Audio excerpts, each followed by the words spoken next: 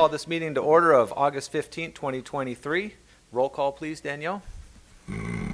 President Mr. Beach, Present. Vice President Mrs. Say, Present? Clerk Mr. Nishi, Board Member Dr. Eugenio, Here. Board Member Dr. Rios, Board Member Mrs. Yu, Board Member Mr. Noyola. Here. Thank you.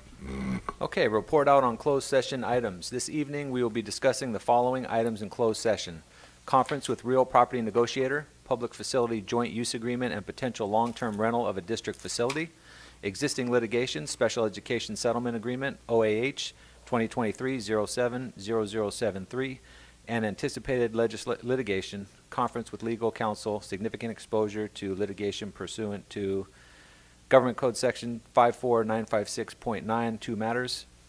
Clerk Nishii is not here, but Danielle, I don't see any public comments. Do you? Okay, we'll close public comment and move to closed session. May I have a motion, please? So moved by Sophia. Eugenio, second. Okay, Brown Act, Parliamentary Procedures Training. That's going to be open session right after this. Okay, we're moving to closed session. Thank you.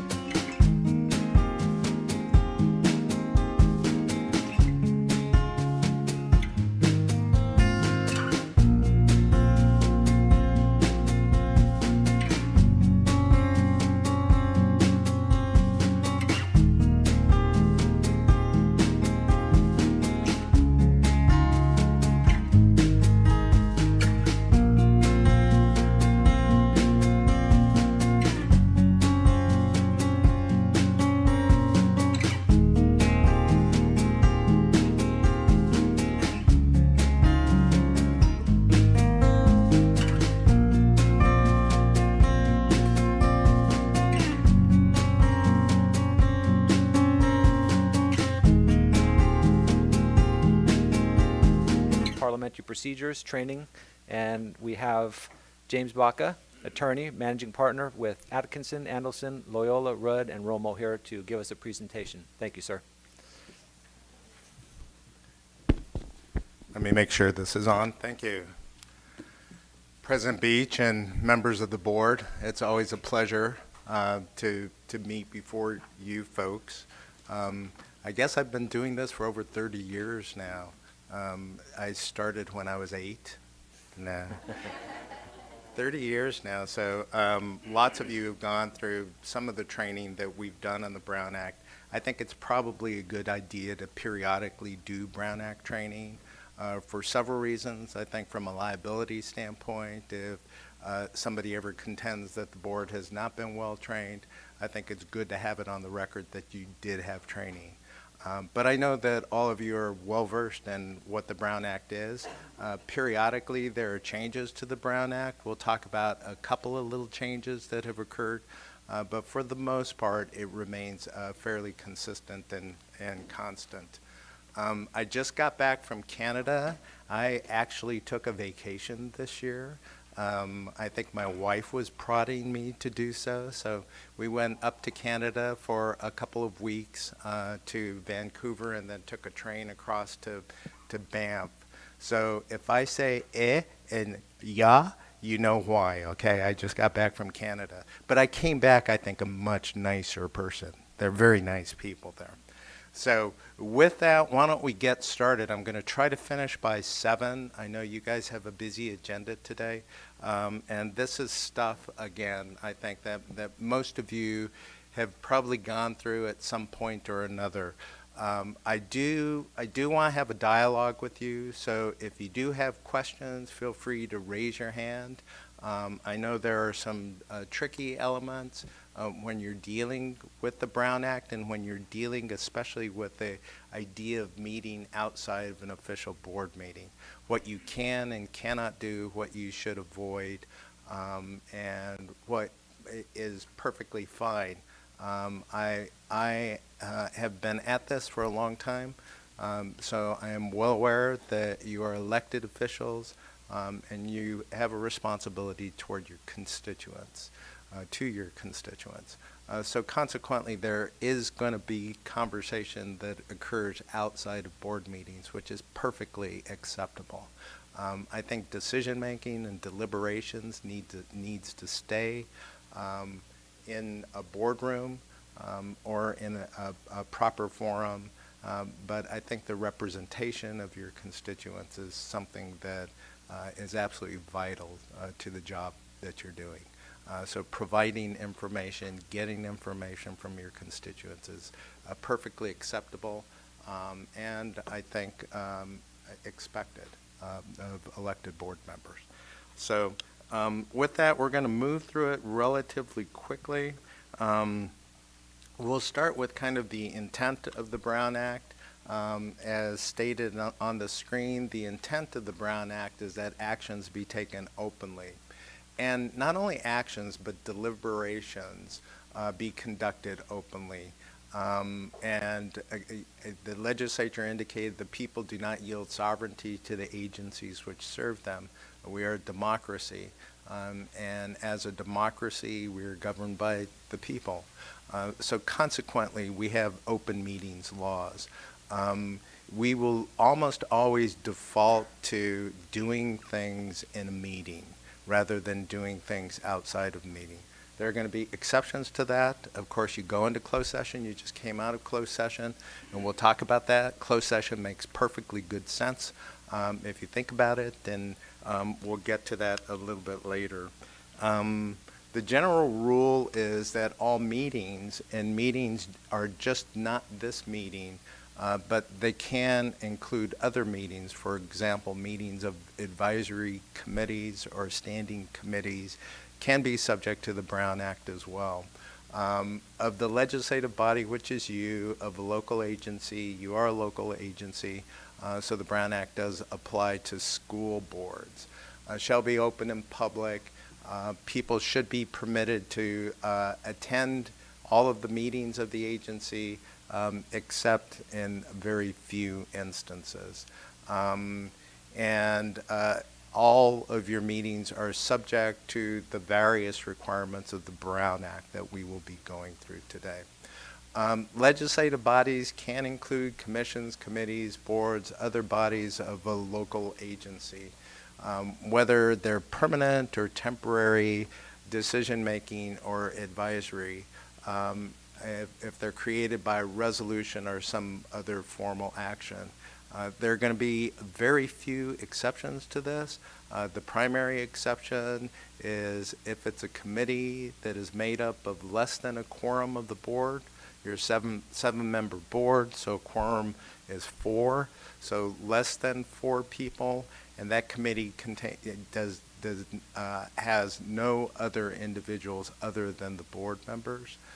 Those meetings are not subject to the Brown Act and can occur outside of the open meetings laws. And that would include, for example, if you're interviewing superintendents and things of that sort. There is a provision that allows for boards to meet that are less than a quorum.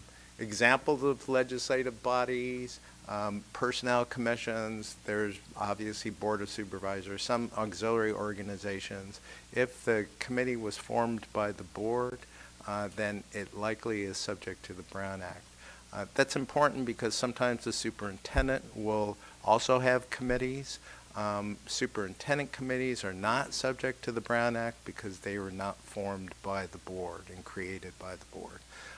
And that happens often. Just from an administrative standpoint, it's necessary at times for the superintendent or assistant superintendents to form committees to assist in their governance as well.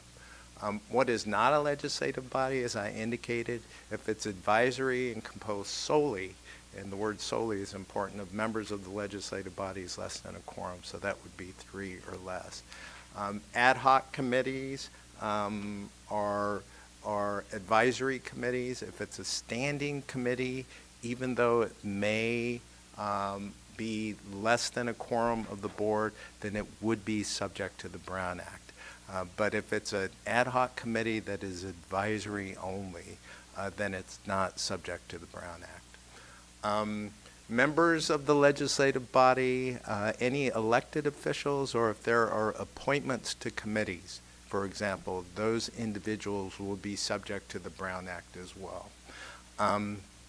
And those committee members that you form and the people that you place on those committees must conform their conduct to the requirements of the Brown Act as well. That becomes tricky at times because they're not elected officials. So those committee members sometimes question, why are we subject to the Brown Act? Because it exists in legislation. So if there is a standing committee and there's an appointment to the standing committee, they are subject to the Brown Act as well. Legislative body may require that members who have been elected to serve but not has yet assumed office be given a copy of the act and would be subject to the Brown Act. So if you are elected but not yet sworn in, you would be subject to the Brown Act during the period of time that you were not yet sworn in. Meetings, the definition of a meeting is important. Congregation of a majority of the members of a legislative body at the same time. And that's going to include teleconferencing. There are provisions for teleconferencing. We don't have time to go into the specifics of how that occurs. But if there's a need for teleconference, and this board has done it many times, the superintendent can arrange a teleconference by contacting legal counsel just to make sure that it's properly agendized. Remember that not only actions but also deliberations are subject to the Brown Act. And deliberations is collective acquisition and the exchange of ideas. So even though it's just a discussion, it potentially could be subject to the Brown Act. There are going to be exceptions, and we'll we'll look at those exceptions later. Action taken is obviously that collective decision. That becomes important when we're discussing serial meetings, meetings that can occur outside of a board meeting, but there's a collective decision that is occurring. And that is prohibited specifically by the Brown Act. So we'll talk about a serial meeting. A serial meeting is when a majority of the members of a body meeting outside of the regularly agendized meeting use a series of communications, and that can occur directly or through an intermediary. The prime example is board members talking to the superintendent who talks to other board members, and they develop a collective decision through that intermediary. That would be a serial meeting and violative of the Brown Act. To discuss, and remember, not only discuss, but to deliberate and to take action. So discussions, deliberations, actions are all subject to the Brown Act. And if there are going to be discussions, deliberations, either through an intermediary or with a majority of the board, there's a potential of a Brown Act violation. Again, the exceptions to that rule would be things that were purely informational or things that are not part of the subject matter of what a board normally would take up. What is not a serial meeting? Employee of an agency, and this is usually the superintendent or an assistant superintendent, can engage in separate conversations with board members. And those separate conversations are simply to answer questions or to provide information. If they can, it can be a dialogue. Superintendent can have a long conversation with the board member about what is occurring at the district. What the Brown Act just prohibits is the superintendent acting as an intermediary. So if somebody talks to the superintendent and then the superintendent is talking to other board members, at some point in time, you're going to reach more than a quorum. If you look at the Brown Act itself, it discourages even the discussion of of a conversation from one board member to a second board member, even though it wouldn't be a majority. I would argue that in order to take the collective action, it has to be a majority. But the Brown Act discourages any discussions outside of board meetings through an intermediary. I give you some examples of what is prohibited. This is not okay. Does anybody want to give a guess why this is not okay? It involves a majority of the board. 1, 2, 3, and 4 are all having a discussion. Since there's a majority of the board, even though the conversations could have occurred just from 1 to 2 and then 2 to 3 and 3 to 4, that's a majority of the board, and that would violate the Brown Act as a improper serial meeting. This is something that is okay, and that's the superintendent or some other staff member providing information, even if that information is provided to all 7 board members. So long as it's done separately and it's not shared with other board members. This is okay as well, the back and forth, the dialogue that could occur even with 7 board members, so long as it's informational only or just purely for discussion's sake, providing information to board members, that would not be improper. And then this is something obviously in today that is more obvious is prohibited meetings by emails and the dreaded reply all. And I've been involved in lots of situations where a board member just accidentally replied all because it was going to each individual board member. So I think you have to be careful. That is probably not an intentional violation if somebody accidentally pushes reply all. And I've gotten board members out of messes in situations like that. So I'm there for you if that would occur. But nevertheless, I think it's important that we are very careful about the information that we're sharing with one another, either purposefully or accidentally as well, that we are only doing things within the confines of a proper board meeting. And again, I'd say even if members 2 and 7 are just reading emails, because that's a form of discussion, so potentially it could be a violation of the Brown Act. So we have to be really mindful of emails. There are new provisions on social media legislation, because we know that we can transfer information through social media as well. I'm no expert at it. I know enough to be a little bit dangerous, my kids would say, when it comes to social media. But there are ways of transferring or providing information to one another through a social media platform that would be violative of the Brown Act.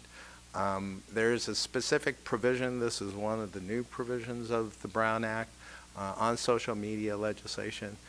Interestingly, this is going to sunset in January of 2026. I'm not sure why it's going to sunset, and it could be that the legislature is just going to rewrite it in some way. I'm not sure, but we do know that it is the law now that we cannot use social media platforms in order to transfer information to one another. So consequently, what this says is you can solicit information from your constituents through social media. You can even respond to constituents through social media. You just can't respond to one another through social media. You can if it doesn't involve something that is within the jurisdiction of the business of the school district. So consequently, if it's purely social or ceremonial, that would not be improper.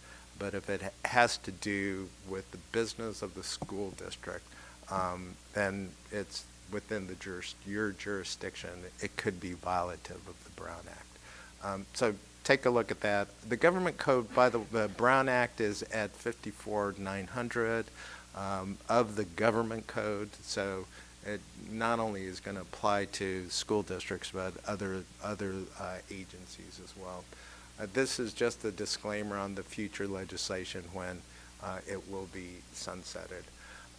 Several situations where a congregation of board members would not constitute a meeting, so consequently would not be subject to the Brown Act. Individual communications between members, board members, and another person who is not a board member, for example, your constituents are not subject to the Brown Act, so you're free to have discussions with your constituents, so long as a constituent is not used as an intermediary, of course. Attendance at conferences, attendance at other meetings with other organizations, attendance even at meetings that are subject to the Brown Act are okay, and it's even okay for you to go to those meetings and speak at those meetings, so long as you are not discussing amongst yourself the business of the school district at those meetings. Sometimes it becomes a little tricky because you're going to, if you go, for example, to a city council meeting and there's a discussion about the school district, and then there are board members there who are having discussions with council members, that could be tricky. I think our mindset has to be, if it has to do with the business of the school district, I better check with Gina or Jim just to make sure that we're not violating the Brown Act. But for the most part, you can speak and provide information in those kinds of meetings as long as there's not deliberation and discussion going on between two board members, and certainly more than 3 board members. Meeting material, you guys are really good with your agenda, about as good as any school district. And Danielle and I were talking about minutes. As a matter of fact, your minutes are extensive and very, very thorough. Probably even more so than is required by law, but it is something that is somewhat unique Sorry, Danielle. But very, very well done. Your minutes are very, very well done and very, very thorough. So the agenda is something that is required under the Brown Act, and that's just to provide the public with information about what is going to occur at a board meeting. And there are certain guidelines with respect to agenda items. They shouldn't be more than 20 words, and they should give kind of a brief description of what's going to occur and if action is going to be taken on that particular item. People are permitted to request that agendas be sent to them, and there's just provisions there that we won't go over extensively. Notice of meetings, how many hours before a regular meeting? 72? You guys know that? So within 72 hours at a location where the agenda is posted must be publicly accessible. Now we know that everything is on websites, so consequently it needs to be posted on the website as well. And it specifies time and location of regular board meetings. We went through the pandemic, and the hoops that we had to jump through during the pandemic to make sure that the public was aware of when meetings were occurring and being given an opportunity to speak at those meetings as well. You can't change an agenda within the 72 hours preceding the meeting. There are 3 exceptions to that. If an emergency exists, and that would usually be a national emergency or a local emergency. And then the way that it normally occurs is the second way: 2/3 of the board members present determine that there's a need for immediate action, and the need to take action came to the district's attention after the posting of the agenda. That would sometimes involve a contract that needs to be signed, but the contract was not ready and available for the board until after the 72-hour period. The board could add it to the agenda with the 2/3 vote, so long as there was a determination that there was a need for immediate action. And then, of course, if something is postponed or if a meeting is adjourned, you can take it up at another board meeting without agendizing it. If these exceptions don't exist, the item has to be postponed at least 72 hours, or you can call a special meeting. A special meeting requires, let's see if we can get, don't have that. Special meeting requires a 24-hour notice rather than a 72-hour notice. At a special meeting, you can only take up the items that are on the agenda, and public participation can only be about items that are on the agenda. At a regular meeting, a member of the public can talk about general business within the jurisdiction of the school district and the board. At a special meeting, they can only talk about what is on the agenda and not general information as well. Here's the provision about a brief description. And then there's public participation. Members of the public should be allowed to participate in the meeting either before or during the board's consideration of an item. To not do that would be violative of the Brown Act. So public participation is critically important in the structure of the Brown Act. Every regular meeting shall provide an opportunity to do that, and no action can be taken until it's noticed and people are given an opportunity to speak. Even at special meetings, the public needs to be provided an opportunity to speak, but only on the items on the agenda. The board has adopted rules and regulations to ensure the proper functioning of meetings. If you look at your 9000 series, I've worked on your board bylaws for many, many years, and so at 9300 of your bylaws is the governance provisions of the school district, all in compliance with the Brown Act. So if you are just complying with your own board policies, you're complying with the Board Act, or the Brown Act, excuse me. Response to public statements, that comes up a lot. How should board members respond to the public? My recommendation is that you say very, very little when responding to the public, because very often the public is talking about things that are not agendized. And you cannot take action, nor should you have discussion on things that are not agendized. So if a member of the public is speaking and there's a need for clarification, my recommendation is usually you turn to the board president and ask the board president if they can ask a clarifying question.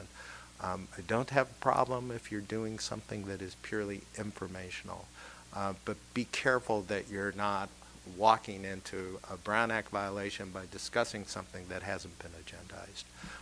It's okay for the public to talk about things that have not been agendized because it's the business of the school district and within your jurisdiction. It's just not good to have a dialogue about something that is not on the agenda. You can imagine the potential abuses that could occur if that happened. So just be mindful of that. And there are times when a board president or a board member can ask, for example, the superintendent can you get more information for us at the next board meeting about the item that a member of the public has brought up. Closed session, we'll talk about closed session for a little while and what's permitted in closed session and not.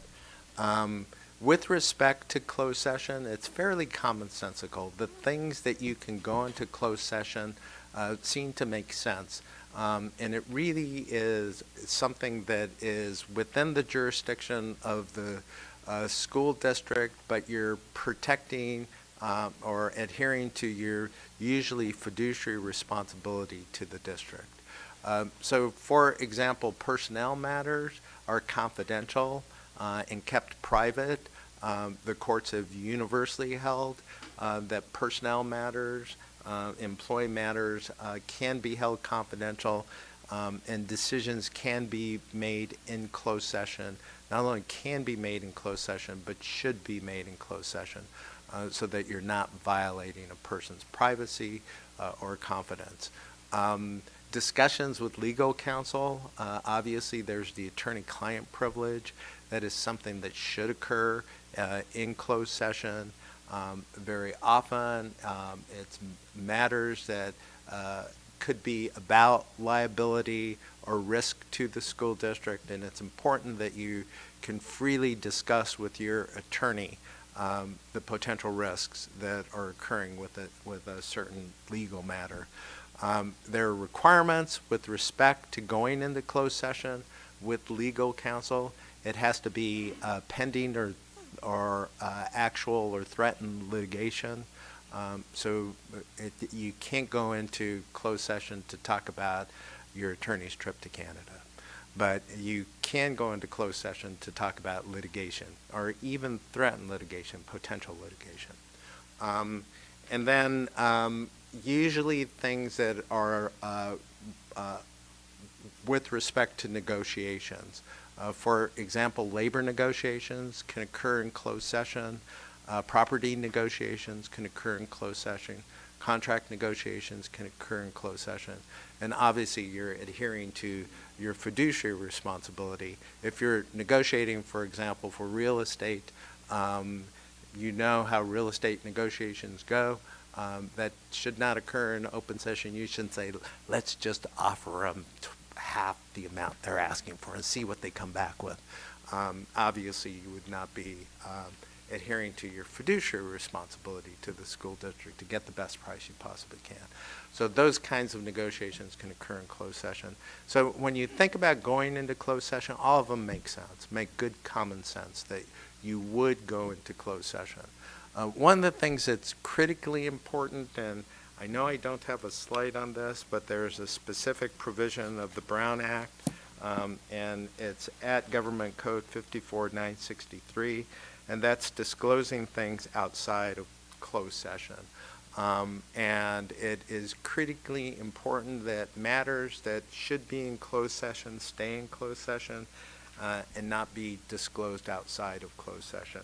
That particular provision does have penalties for violation of confidential information, revealing confidential information, which can include injunctive relief, disciplinary action, certainly disciplinary action with respect to employees, but also board members as well. So it can be referred to, for example, the district attorney. And the district attorney can take action against board members who have revealed things out of closed session that should remain in closed session.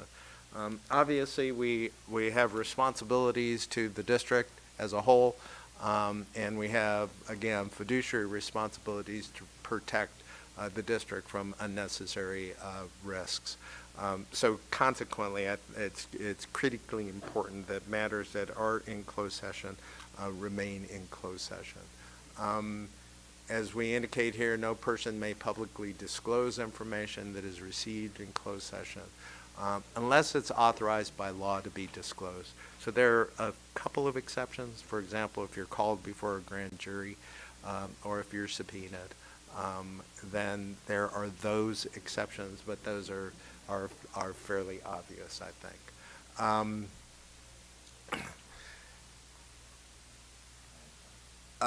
Safe harbor is just how things are agendized, especially closed session items. There's a specific provision of the Brown Act called the Safe Harbor Act, and it tells you how you're supposed to agendize closed session matters. Because the public has a right to know that you're going into closed session and that you're going into closed session for a generalized reason. And that generalized reason may be meeting with legal counsel, and there are certain provisions, there are provisions of the Brown Act that detail how that is supposed to be agendized.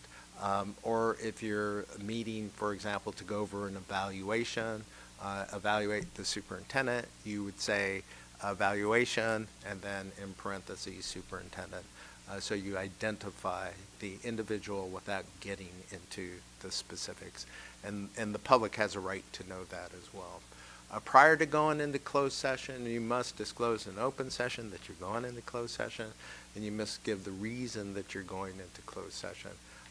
It can be a repeat of what's on the agenda, or it can be just a general information that is orally provided to the audience. After closed session, you can take action in closed session, and that happens, especially with respect to personnel matters, because there's a long discussion that the board will have about a personnel matter, and then a decision will be made. And then you come out of closed session, and when you reconvene, you report action that was taken in closed session.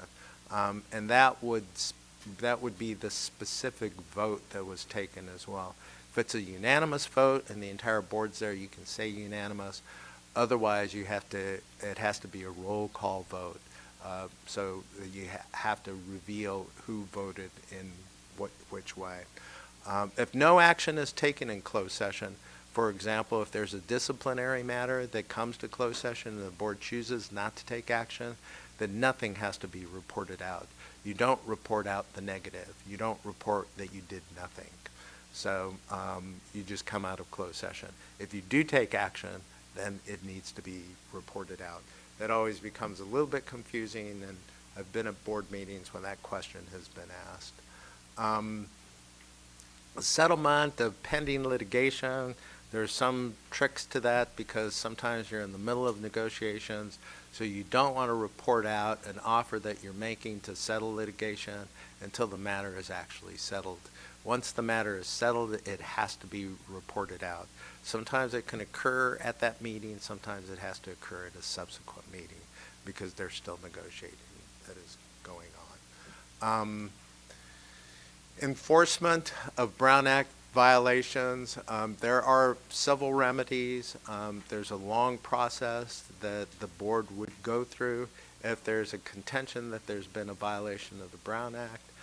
There have been contentions almost with every school board that there's been violations of the Brown Act, and that usually goes to legal counsel, and legal counsel will work with either the district attorney or if it's a private counsel with private counsel to get the matter resolved.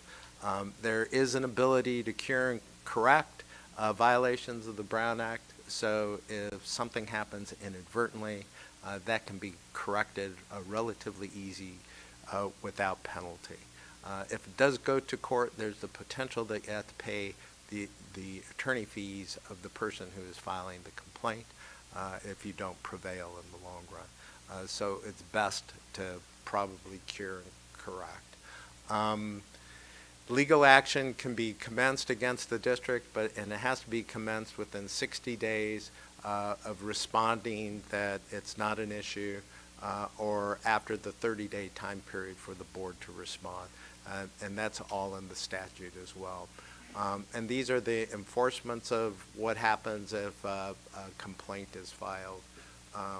Again, the plaintiff is entitled to recover attorney's fees, and the court can award costs as well. So with that, I know I hammered through this thing, okay, but I know you guys have a long meeting, and I did want to give at least a few minutes if there are any questions that you might have. I know you've heard me speak on this before. I admire the members, especially of the audience here, who are here voluntarily, you know, to listen to this, and so I hope I dazzled you. So, and if not, I apologize. So, Brett, any questions? Thank you, Mr. Baca. I'll bring it back to the board if there's any comments or questions. Suyu? Can you review the parliamentary motions guide? Okay, yeah.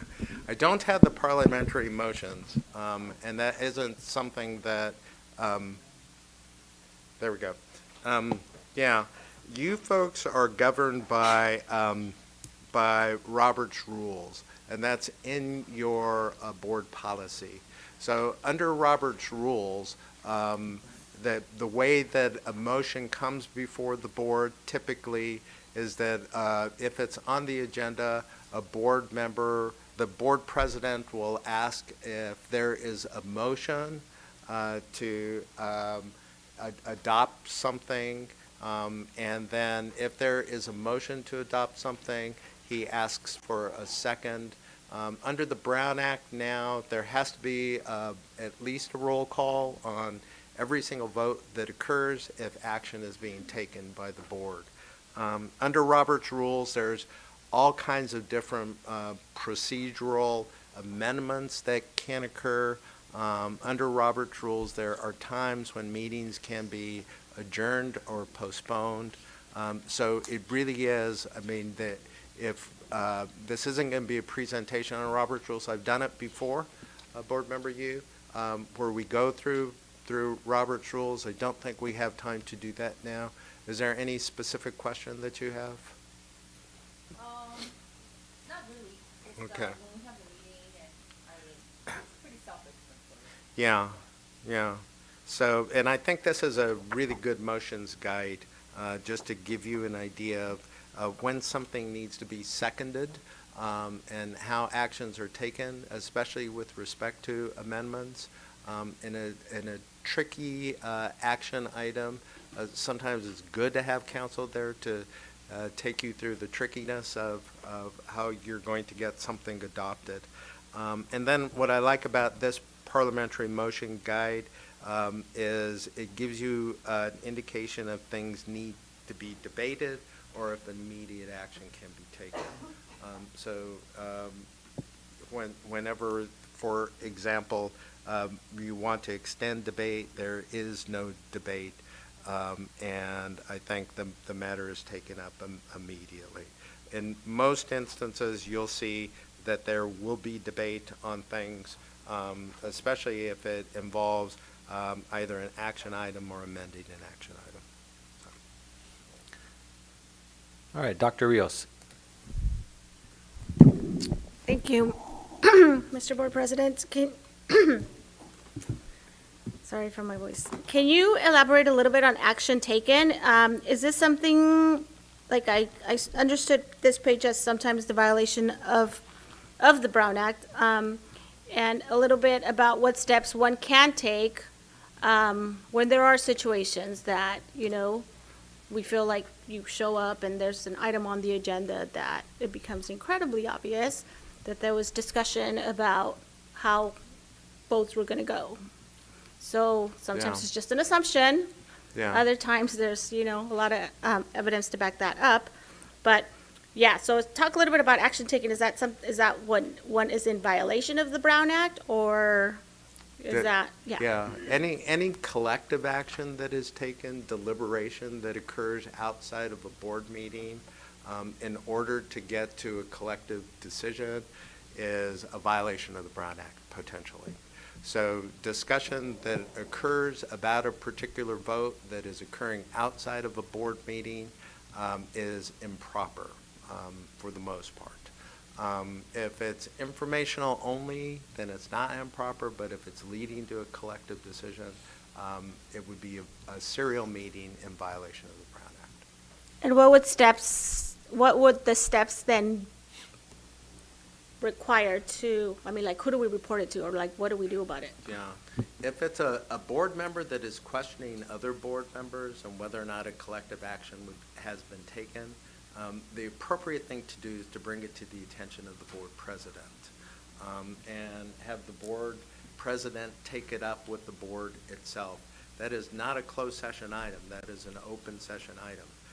So if something of that is occurring, then I think it's something that the board needs to discuss in open session. Where there is serious violations of the Brown Act, of course, the district attorney is usually the agency that handles serious violations of the Brown Act. And a follow-up, is that done in an actual meeting, or when is that done? Contacting a district. The board president on a. No, it probably would not occur at a board meeting. It can occur at a board meeting. You could ask a question of the board president at a board meeting.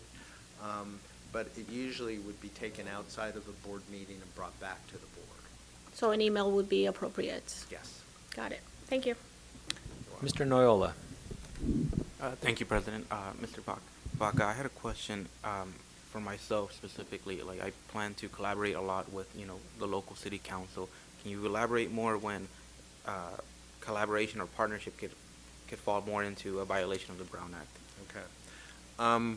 So long as you're communicating directly with another agency, there's not a violation of the Brown Act. When you're trying to come to a collective decision with other members of the board, for example, if there are two or more of you that are in a meeting with the city council, so long as it's not a quorum, you can argue that there's no collective action that is occurring. The Brown Act discourages that, although it would not be improper for two members of the board. What the Brown Act does indicate is there should be very limited discussion about the item amongst the board members. But your collaboration with the city council, or your collaboration with your constituency, normally is not an issue. Vice President Say. Thank you, President. I have a real quick question about text. You know how we text nowadays? No more email. Text is much easier among each others. If we have like group chatting things, would that be okay for as a board? Or no? Not if it could lead to a collective decision of the board, then group chats are an issue, and something that we're dealing with more and more. So I would recommend against group chats that involve more than a majority of the board, because it could be that you accidentally move into an area that is within the board member jurisdiction, and consequently potentially could be a violation of the Brown Act. If it's purely informational, if, for example, the superintendent is sending information to the board, that's fine. I think where you have to be careful is if there's the potential of some action being taken or some discussion occurring on that matter in an open forum. Thank you. All right, Mr. Baca, thank you very much for the presentation. Thank For you. those in the audience, we're going to take about 5 minutes. and then- 6:59? Yes, sir. We did You- it. You did it. And we'll be back at 7:05.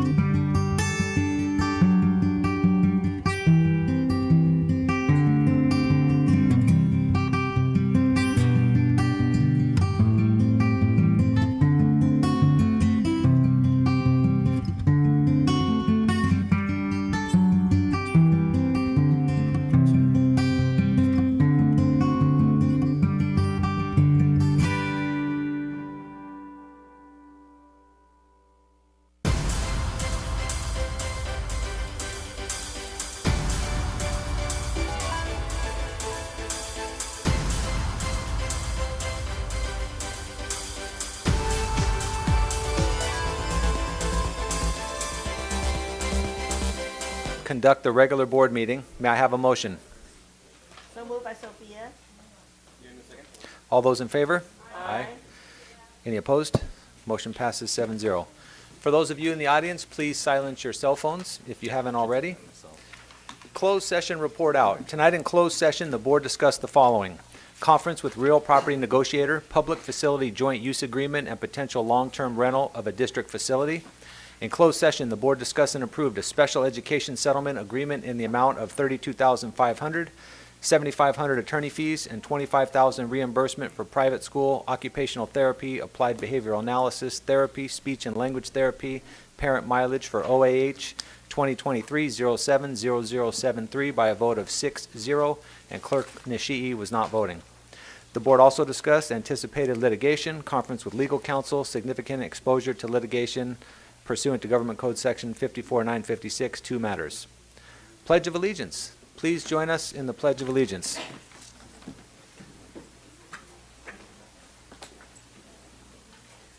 Ready, begin.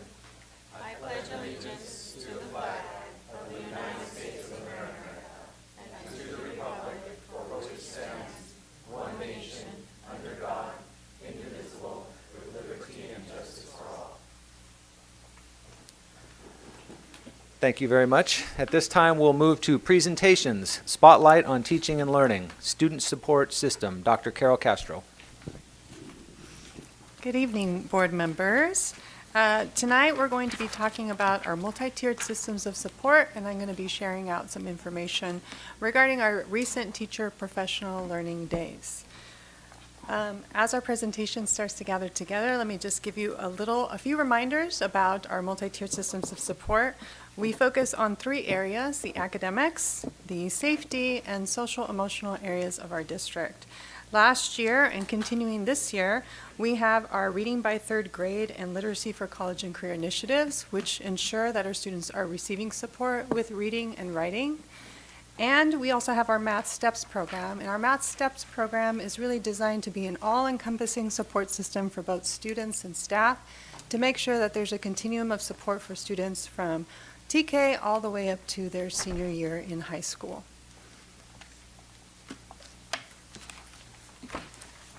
We need a faster moving screen. There we go. Here it comes. Under the leadership of our superintendent, our theme this year for our teacher professional learning, as well as our district professional learning for our staff, was learning and leading together, where together we not only lead and support our students, but we learn together about the best practices in each of these areas to make sure that we implement support for our students. On August 8th and 9th, we had our district-wide professional learning for all ABCUSD teachers and nurses. And this is just a few facts about this 2-day professional learning. We had a total of 677 certificated educators that attended, and you can see the breakdown there from elementary, secondary, child development teachers, adult school teachers, special education, administrators, and nurses that attended. This took place at Artesia High School. I want to do a shout out to Artesia High School for hosting us and for their principal, Sergio Garcia, for being so gracious in supporting us with that. We had, and thank you to you for attending. We had several board members who attended, including our own President Brad Beach, who came to hear our general morning sessions in which we had keynote speakers, and one of which was our very own Dr. Gina Zietlow, our superintendent. Here's a few more images from our teacher professional learning. It was a great event. They had music playing in the morning. You can see some of the cheerleaders cheering on the teachers coming in. And really, we just tried to make sure that we set up an environment that was conducive to learning, but also excited and ignited our teachers to be ready for the school year. Our keynote speaker, Dr. Clay Cook, really emphasized the importance of that positive environment and supportive culture with this quote: "Creating a positive environment and supportive culture leads to a climate that optimizes learning." And that really was the focus of our professional learning, and that is the focus of that multi-tiered system of support that we always talk about, right? That our staff and the adults in the system, in the school system, we need to make sure we give them the tools, the skills, the motivation, and mindset to create a positive learning environment for our students so that when students come in, as they started yesterday, they can then really learn the math, the English, the science in a positive learning environment. Here are some of the sample sessions. We had over 111 different sessions that were offered across the 2 days. And these were some of the ones, remember when we would have action items on board items from consultant groups that were provided professional learning, and these are some of the ones that you approved. So Dr. Catherine Spengler did presentations on teaching struggling readings during whole class instruction, primarily for elementary schools. We had Jason Willoughby, who was one of our consultants from Leverage Learning, on creating a robust learning environment using engagement, empowerment, and evaluation of learning. We had Jessica Mejia, a director from LA County Office of Education, doing a training for our secondary schools on data science and the implications for high school, which is part of the new math frameworks. We had Opal Dawson from ASCD, which did a session on grading smarter, not harder, assessment strategies that help motivate kids and help them learn. And then Pam Tupi from Novak Education did an introduction to MTSS overview for all of our teaching staff. In addition to the consultants that you had approved and supported in this professional learning, we also had presenters from our very own certificated teaching staff and from our administrative staff. So I want to give a shout out to a few of them. Linda Boss, who's an ABC teacher, who did a guide to teaching designated ELD time effectively for our elementary teachers. Matt Johnson, an ABCUSD teacher, who talked about ChatGPT and AI as teachers' little helper and how to make sure that you use it as an aid rather than be afraid of artificial intelligence. GAR High School team, Adam Taylor, Lisa Yoshimi, who are teachers, and their new administrator, Nikki Bear, did a session on the Writing Center. And then Google Forms for differentiated teaching was done by one of our teachers, Tay Kim. Angelica Diaz Naranjo and Nancy Romero, our district administrators, did a session for teachers on Show Up, Attendance Matters, and motivating students to attend school. And Dr. Myra Lozano, our district administrator, did a session on understanding the SST process, which makes sure that we individually look at students' data to see what kind of support systems we need to provide.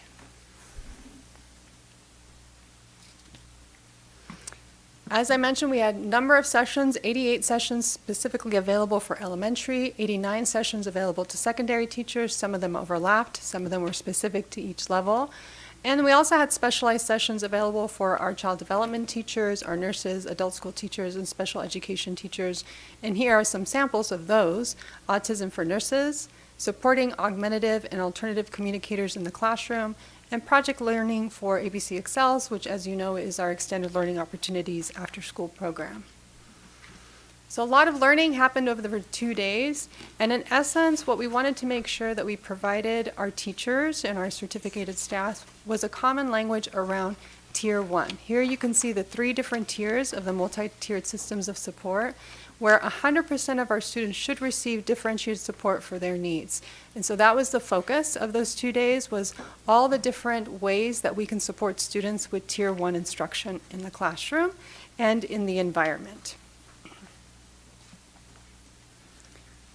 One of the key things that we talked about during the session and that we've rolled out since late last year was our 4 pillars of ABC Unified's instructional framework, with environment, engagement, empowerment, and evaluation of learning. So I'm going to give you an overview of some of the Tier 1 practices in ABC. And again, this is just an overview. This is not comprehensive quite yet because we are working on finalizing and developing this. And I'm going to point out only a few key things that might be of interest to our parents and communities that they might be interested in. So for example, for environment, that could be for a parent asking themselves, what or who is available at the school to support my child? Who do they go to in this environment to get help? So you can see there in the middle, we have supportive and caring adults available to all of our students because all of our schools have mental health professionals. We now have English learner counselors at all of our schools, including elementary. And new this year, we have assistant principals for our Title I elementary schools as well for additional support. So those are some of the areas that a parent can say, well, you know, when my child needs help, these are the different adults that they can go see on campus and receive that support. For engagement, how are our schools helping students stay engaged and focused on the learning? And a lot of that engagement means that they want to come to school, that they're looking forward to coming to school. And very rarely do students say, I want to go to school because I want to learn math today. They say they want to go to school because they really enjoyed something in the class, such as the visual and performing arts, so Prop 28, some of the work that's being done there in implementing Prop 28. They want to go because of the enrichment programs, such as what we offer during ABCUSD, which is free for qualifying students. And then, of course, there's the additional supports that we provide for students who are struggling, such as our literacy intervention specialists at elementary schools and various technology tools that would engage students. This could also be some of the tutoring support that we provide.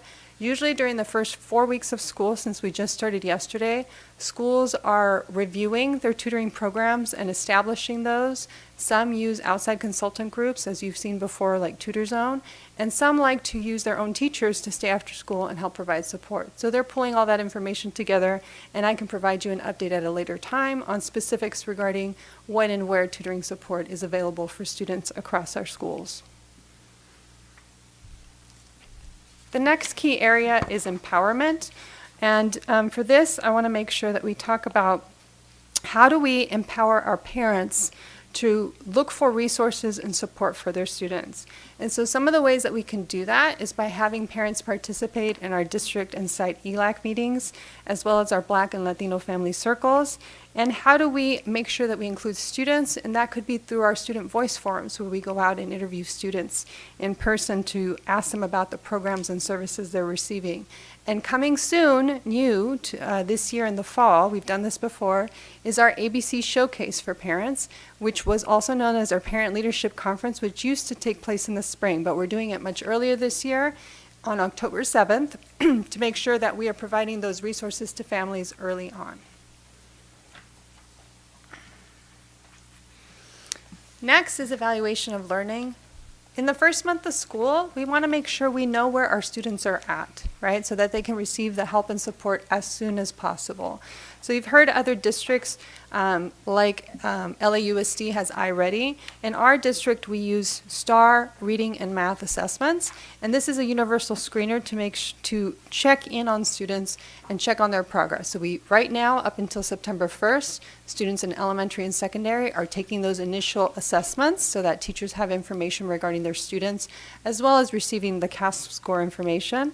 And then we'll do it again about mid-year, about November, December, and then again towards the end of the year, so we can monitor the progress of our students. So all of this information was provided to teachers, was also provided to our administrators, and it's an ongoing process of trying to figure out what systems we have in place, what's the implementation level like, and how can we improve those systems. And at this time, going back to our professional learning, I want to make sure that I point out the hard work of our two departments that were the lead of our professional learning, which is our elementary and secondary curriculum and professional learning departments, led by our directors, Dr. Christina Wise and Dr. Christine Balbuena, if they would be so kind to stand up to be acknowledged for their hard work over preparing for those 2 days.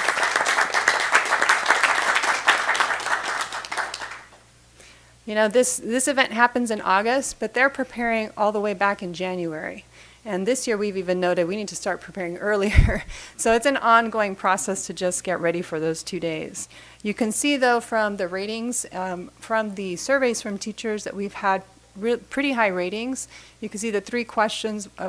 These are just a snippet of some of the questions that were asked. About the mid-90s for each of these. So overall, how would you rate the session? 95.4% of respondents were satisfied or very satisfied.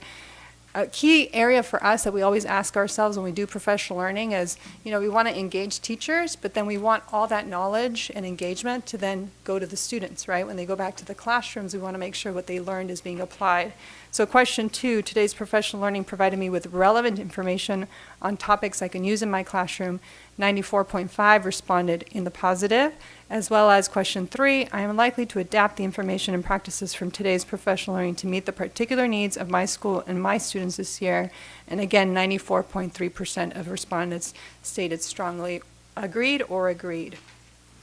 Although we are happy with those numbers, we always want to improve and do better for our teachers and our students. And so we have some next steps when it comes to professional learning around the multi-tiered systems of support. One is that we're going to, we have a Tier 1 rubric to assess if we've been implementing all the things we said we are, right, across the schools, and see in what areas can we help increase the support for our schools.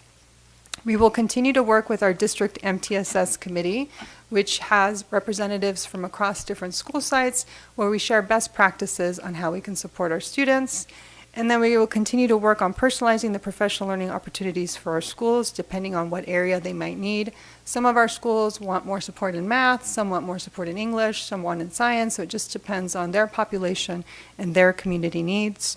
And then, of course, we want to make sure that all staff understand the resources and processes that exist in our system, such as our student success team, what Tier 1 supports are available, and making sure that we're constantly going back to data analysis and really monitoring whether our students are making progress. So I'll be happy to report back on these later on in the year as we report our CAS scores and district benchmark scores, and we can provide you with greater detail regarding all the different MTSS supports that we provide. Any questions at this time?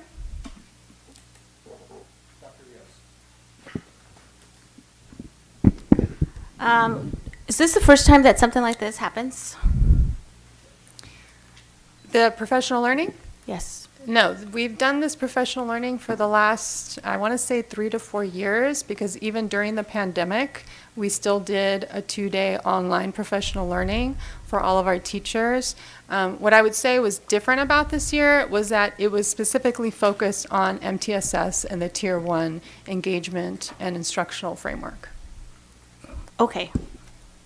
So I guess we can't take much credit. Ernie and I were like, we've been talking about this, and we were trying to advocate and working with the union that, you know, sometimes we would go to things like the parent leadership and think like the entire district needs to listen to these speakers, and the entire district needs to, you know, have access to this kind of knowledge, especially our teachers. But good job. I mean, it probably felt to them like what we feel when we go to conferences and get exposed to, again, the latest on what's best practices and how to improve in the different areas. I especially like the columns. I know we've talked about them in the past. Awesome.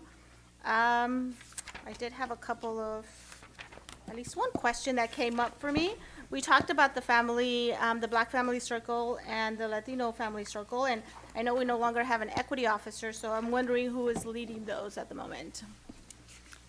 Well, actually, that approval of our equity officers on tonight's agenda, and Okay. so I'll be meeting with that person tomorrow, because they start tomorrow pending your approval, and we'll be meeting with those families upcoming in the next few weeks. Okay, so So- they will be reinstituted? Yes. They're still there, it's just, Got it. it didn't go anywhere, we just didn't meet in the summer. Great to know. The last one is STAR. I know STAR has been around for a long time, and I'm just wondering if that really, if our staff truly believes that that is the best assessment of our students' literacy, given that literacy is one of the main goals that we have, reading by third. Because when you mentioned universal screener, I've been exposed to other universal screeners, and I'm just wondering if we really are using what's research-based and backed as to be the best. Yeah, that's a most great, effective. yeah, Sorry. thank you for the question. I think one of the things that we strive to do is evaluate these programs year to year. And certainly one of the highlights or positives for STAR Reading and Math, the reason why we decided to continue with them for at least this year, and then we'll reassess at the end of next year, because as the state has moved towards universal screening for everyone in California, right, more and more programs are now becoming available because more and more publishers and companies are creating these things. So we're open to exploring other avenues. But one of the reasons why they liked it is because it's one of the assessments where you can have a continuum from TK to 12. Not all assessments have a continuum like that.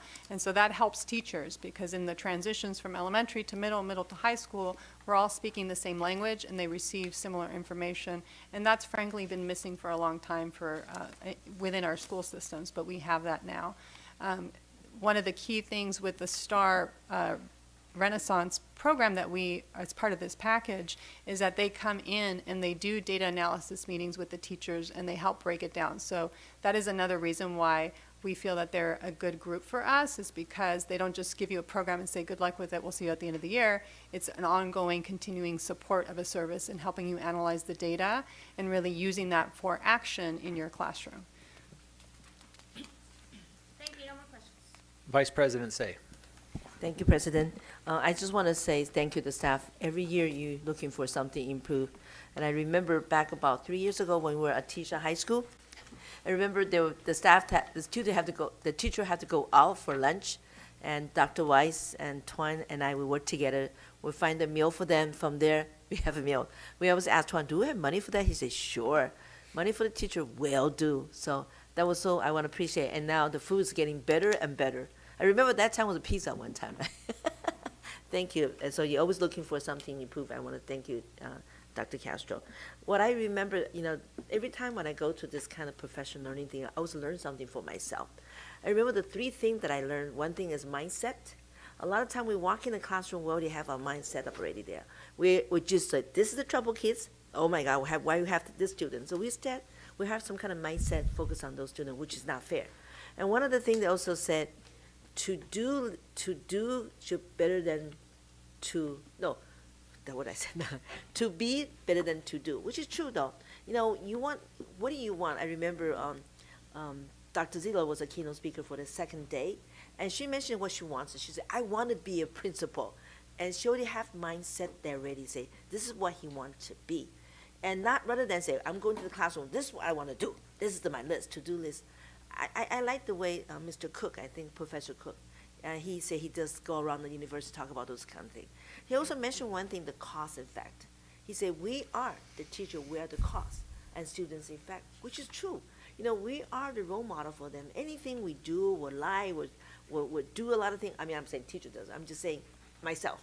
Anything we will make will make the difference on the children's life. We are. Teachers are the greatest person, I believe. In myself, I'm a teacher, so I feel we can do so much, and which most teachers, that's what they want. They want to do something. They want to be something greater than just coming in and say, this is what I'm going to do. And I also attending the speakers, one of the section I went there, he mentioned to me, he said, about 15%, I think, students ready to go when attending class. But 50% student doesn't know anything when attending the class. So then you can see the difference that the teacher are working so hard, dealing with different level students. And that is a great thing, I think. For me, I'm teaching college, I see some hardships already there, but I can't imagine how's our preschool and kindergarten and to the second grade. It's a tough job to be there. When you go home, I bet they're exhausted. They can't even take care of their family. So once again, I want to say thank you. That was great to keynote speaking. I wish my colleague also attended and see Dr. Zito's picture when she was young. You're still pretty. Thank you, though. I appreciate all your hard work. Mrs. Suyu. Thank you, President Beach, and thank you, Dr. Castro. That was very thorough presentation, and so encouraging to know that our district, that I know that you guys are, our cabinet and our staff are making the most with the resources provided. Just wanted to share my, deep thoughts on some of these, practice, especially with the mental health. We know that, and one thing that kind of bothers me and disturbed is, a lot of these problems that our youth are going through has to do with the tech.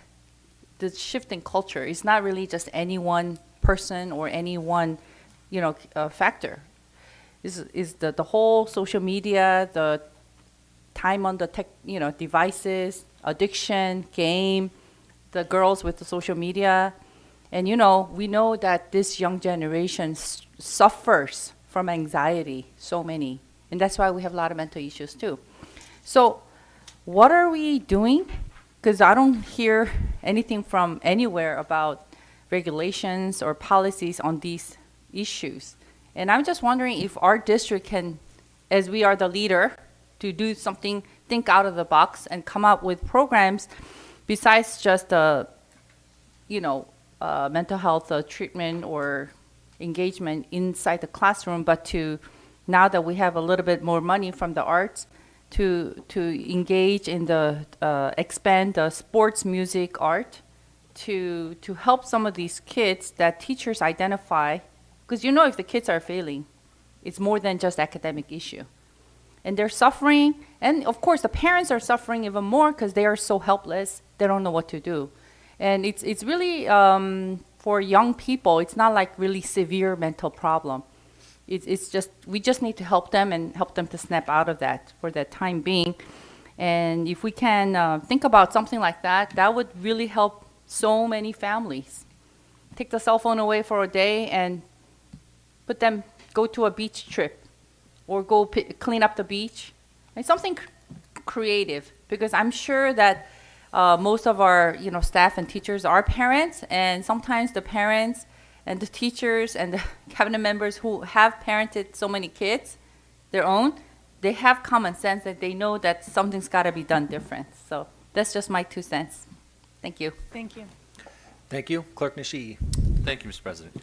Yes, actually, I like this Tier 1 effective practices in ABC. The environment is really critical and we're improving the environments, right, with the bond funds that we have here. School safety plans, positive greetings. I mean, something as simple as saying hi to the students, to the kids that are have troubles. And just something as simple as acknowledging their existence is important. Mental health professionals. A couple questions. The technology device is also important and how we address that, as Board Member Suyu was talking about. Regarding assistant principal or Title I elementary schools, I'm guessing there's a specific role for them. Is it going to be all elementary schools that have Title I? Or actually, excuse me. How many of our elementary schools have assistant principals? So I can answer that, or Dr. Frazier. At this point, we will have elementary schools part-time at 10 of our 10 Title I elementary schools.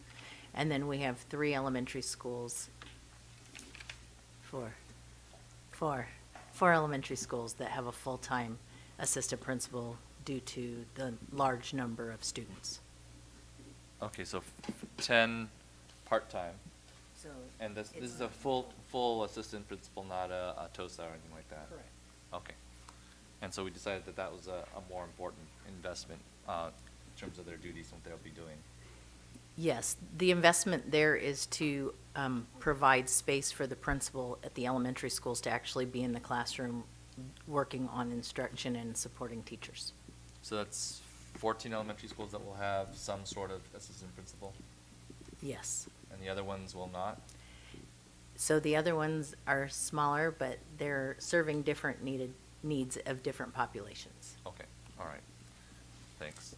And actually, one more thing here. What is Project Kinship? So Project Kinship is a mentoring program that many of our high schools have adopted and that the board has approved. And so it helps mentor our students who are struggling, who are at risk from staying away from things such as drugs, gang activity, other things, cyberbullying that may be interfering with their school day and may keep them away from being engaged in attending school. And so are we going to be measuring the effectiveness of that from a baseline point to now?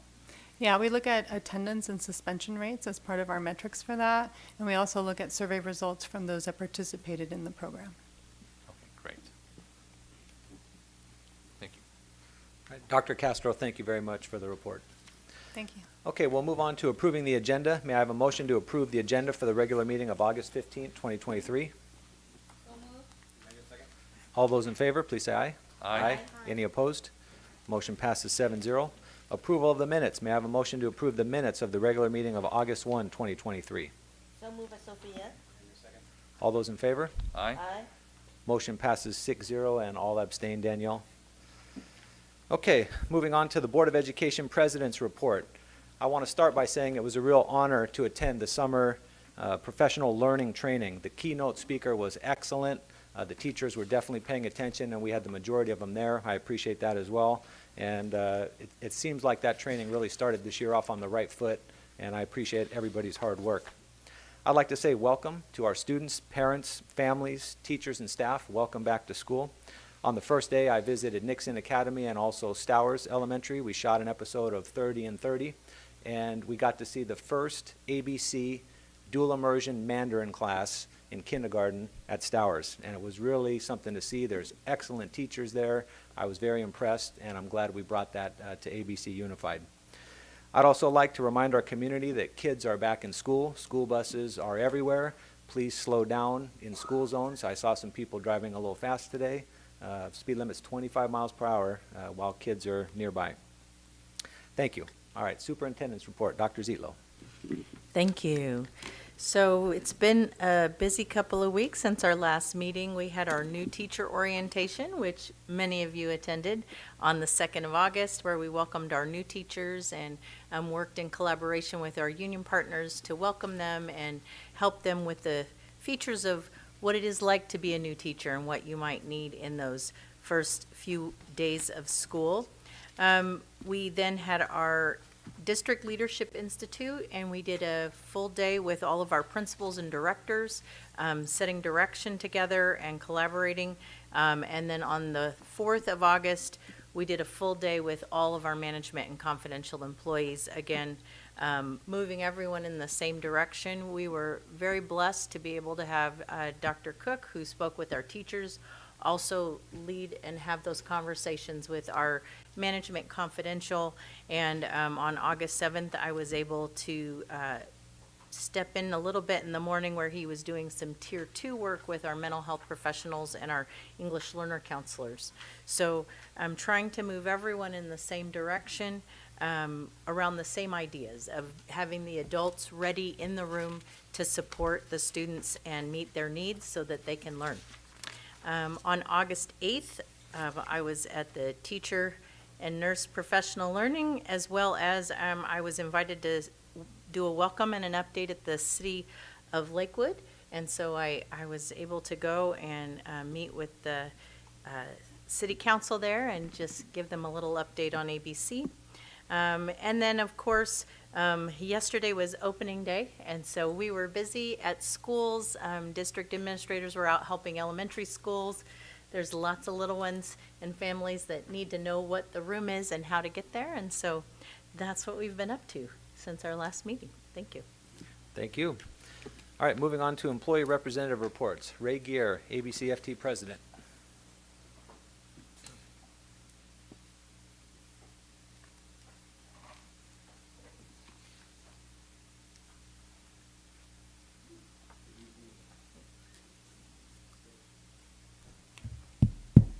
Good evening, President Beach, Board Trustees, Superintendent Dr. Zietlow, Administrative Cabinet, teachers, nurses, support staff, students and parents, and the ABC community.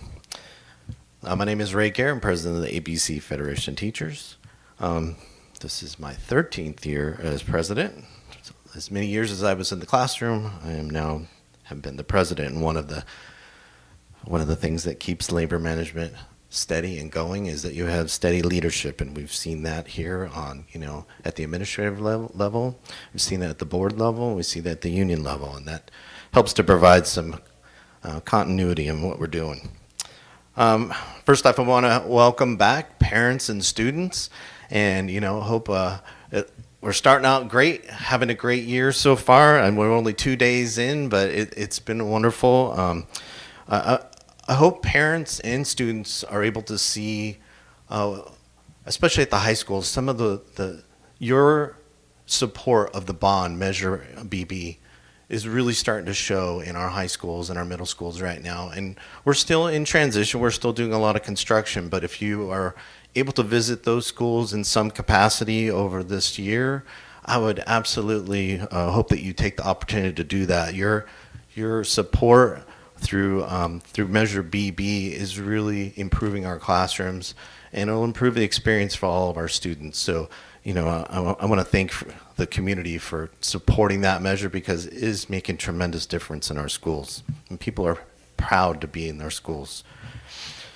I want to publicly welcome Trustee Noyola, and this is a great experience group up here, and we're glad to have you on. There's lots to learn and lots of people to meet and see, but happy to have you on board here. Welcome. Professional development that we did last week, I'm not going to repeat. It was a great thing that happened for just staff in general, and support staff was there to help out. Thank you, Dr. Castro and her team, for putting all that together. Thank you for the board for, making that possible over the last couple years. I think it's always been important. It's something that it sets the tone for the year. In many cases, we had almost 600 teachers and nurses there. That's 2/3 of our teaching staff. And there was a lot of great information. Not that there isn't every year, but it seems like we're getting better at it. And I just, can't say enough. You saw the results of the surveys. Miss Yu, I totally want, mental health. When we dipped into LCAP and made mental health workers kind of a mainstay for all of our schools, that was definitely cutting edge and different at the time. And we really moved into PBIS at the same time. And I think one of the discussions that's been happening over the last year or two is that Tier 1, Tier 2, and Tier 3, Tier 1 being the first level of, when you're meeting with challenges with a student, and Tier 3 would be the extreme. And when we first started doing all of the mental health work, schools had to opt in for the training for that. So you had a limited number of teachers and support and staff that were involved in that process. And so some of the discussions that we're having is that because I think what has happened through the pandemic, it's important that every employee is aware of Tier 1 and Tier 1 supports and how they work together for students and parents. And so that we can really focus on addressing Tier 2 and Tier 3 with our specialists. And so our specialists have been spread pretty thin over the last 2 years. And what we want to do is we want to make sure that every employee is working for Tier 1 supports for our students, so we can really address the mental health needs of our Tier 2 and Tier 3. So it's mental health for everybody, but everybody should be trained on how to provide that kind of structure. And so we are cutting edge in the fact that we're going to support the whole staff to learn about that and how to support students. So thank you for bringing that up. First week of school, of course. One of the things that's really important in labor management is maintaining a culture. And so maintaining a culture means you have to have a lot of training. So you have a lot of new people coming on, new principals, new site reps, new teachers. And so one of the most important pieces is communication. So I want to thank Scott for putting out something on Monday. He puts out a newsletter that goes out not only to the staff, but to the community. And that shows kind of our culture that we have here. We were able to do the same thing on the union side. And that's just one little piece of kind of training people what the culture is here, how we are transparent, share information, look for solutions to difficult situations that happen. And so that's something that we're focusing on with the administration. So we call it the PAL. PAL is Partnership and Administration and Labor. And next month we'll have what's called the PAL Retreat. We do this every year. It's something we've been doing for over 20 years. It's something that's been taken up by other districts and been successful. What we do is we take all the principals and all the site reps from the ABCFT union, put them in a building away from the district for a little bit, so they hear a uniform message about what's the latest challenge. Last year was really about reconnecting, finding projects at your individual school sites that would help students and the staff, and that's one way you foster your culture. And so we're going to be doing that again in September.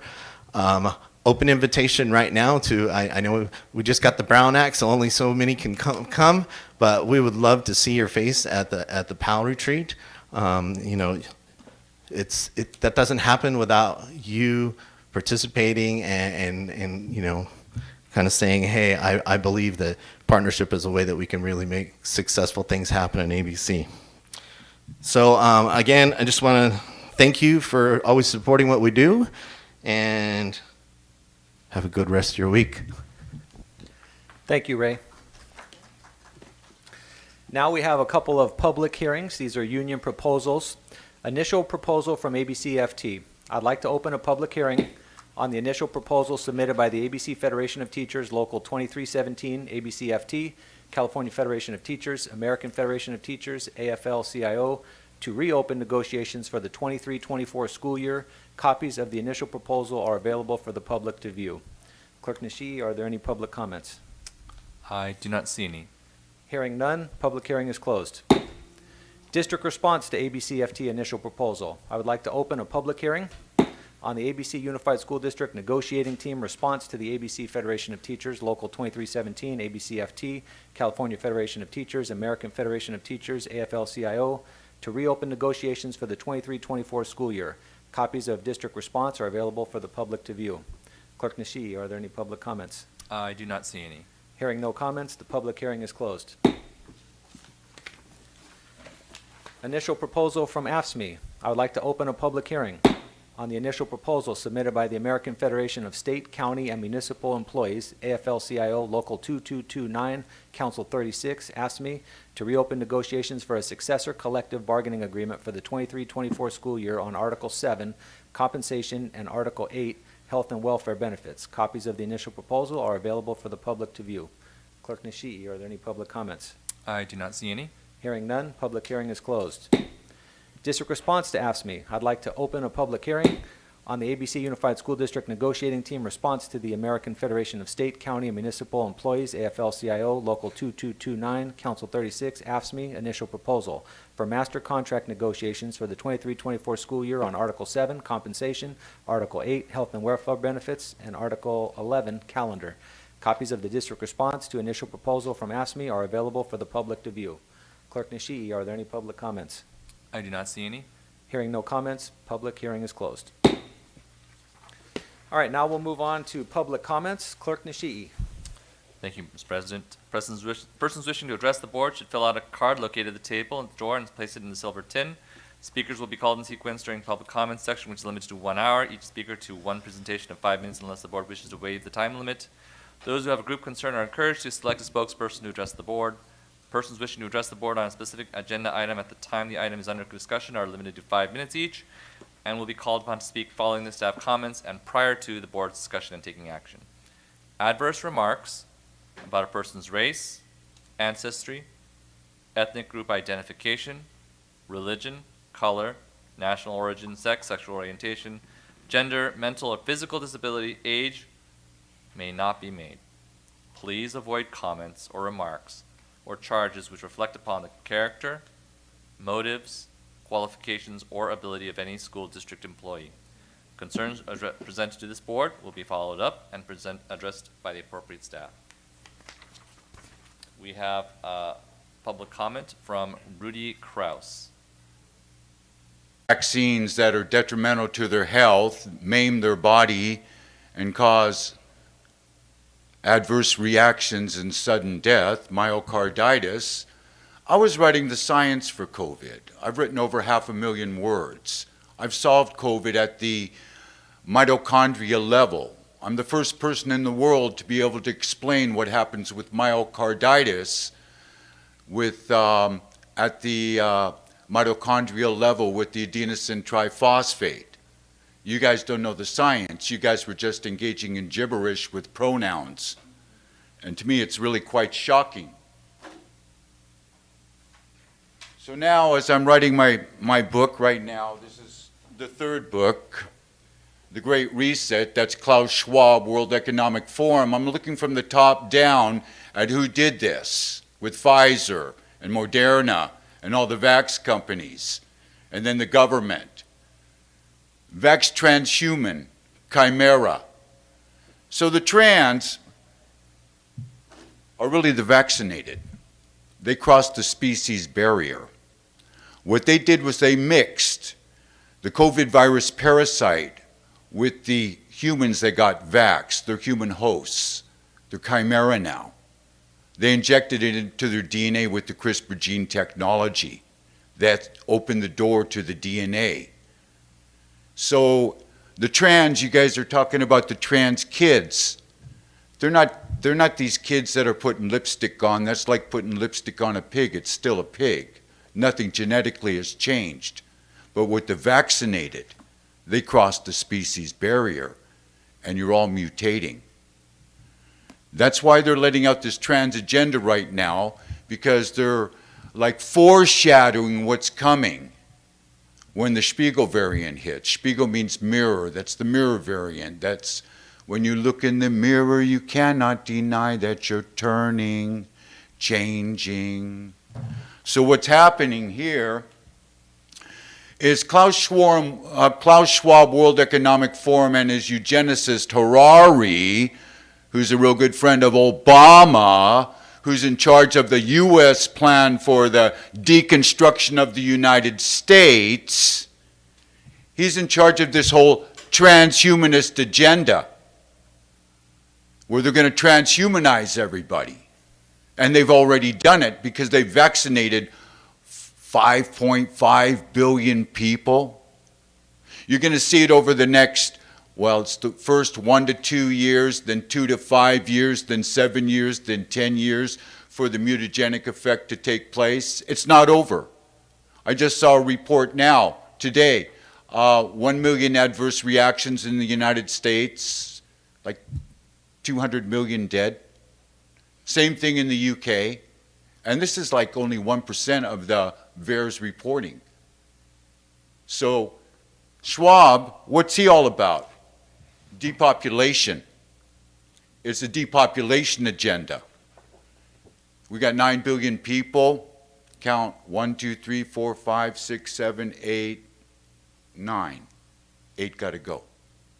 9 billion down to 1 billion by 2030. It's right here in his book that came out, COVID-19, The Great Reset. It's right here. At least 4 billion useless eaters shall be eliminated. They already eliminated 2. I heard him bragging. They're now down from 9 down to 7. And then Harari talks about the useless people. You know who they're going to eliminate first? All the white people in North America and Canada and the Western Europeans. Yet you guys are going along with the program with the DEI suicide program causing the ego death in the kids. This is a black racist agenda. There's the trifecta power pyramid. There's 2 elements, the black racist agenda, the homosexual agenda, and then the 76% enablers. That's you guys. You guys are implementing these programs because Newsom tells you to do it.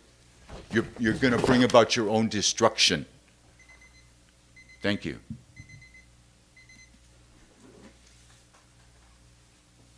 Thank you. Lisa Ramos?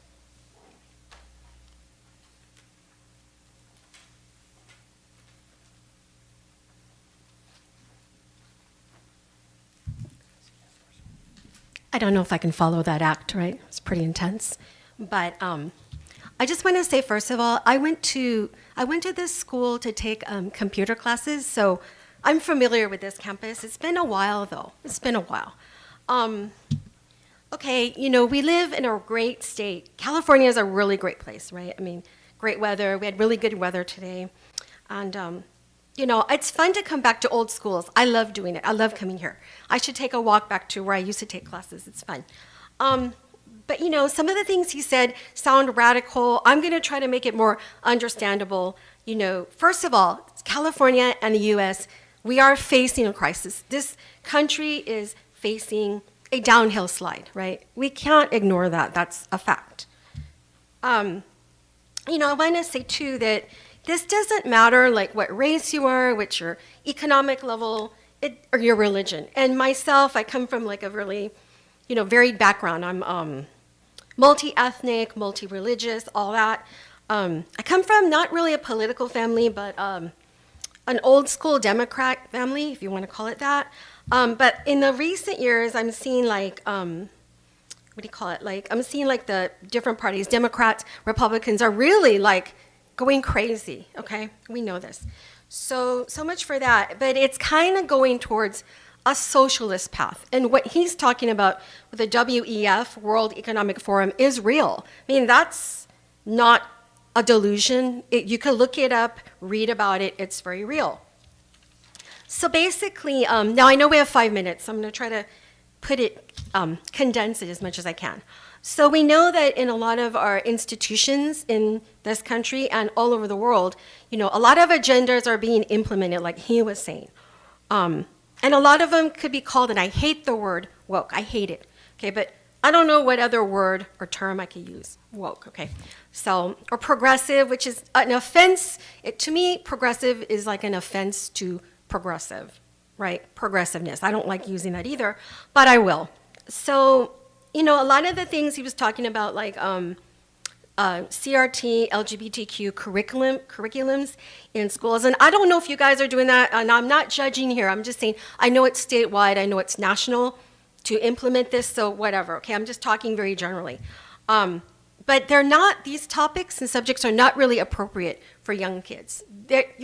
When you're growing and developing, your mind just can't grasp the meaning behind this. Maybe if you're older and you have a better filter in your mind, you can understand and make your own personal assessment. But if you're a kid, forget it, or a young person, you're not developed enough to make discernment in relationship to these topics. So anyway, a lot of these are agendas that, to me, if you're born a man or a woman, male or female, that's who you are. If you feel like you need to change your gender, I think that's fine if you're an adult and you know what you're getting into. But a lot of these agendas are to get young children that have no discernment to think, well, do you really know what you are? And they're like young, they're like, I think, this is why we have this gender identity crisis in this country, because they're too young to understand these topics, okay? Same thing with the racial thing, I just want to wrap it up kind of by saying, like, I was seeing earlier, you guys have like Black and Latino circles, and I'm thinking, well, I'm like white, Asian, Spanish. How do I fit into any of those groups? It's almost like it feels exclusionary. I don't think that causes a division in our country. When you sit there, go, okay, we're going to have this group. Well, how do we feel like we fit? We don't, okay? We don't. We, okay, a nation. All right, thank you. We don't fit, and that's all of us. We don't fit into these circles because the circles are meant to psychologically like tear you down. Like, well, I don't belong in that group. How come I'm over here? Why is my friend over there? That's not cool, okay? So anyway, I guess I'll just wrap it up. I just want to thank you guys for letting us speak. It's very important that the public is able to speak, and thank you very much. Thank you. Matthew Duncan.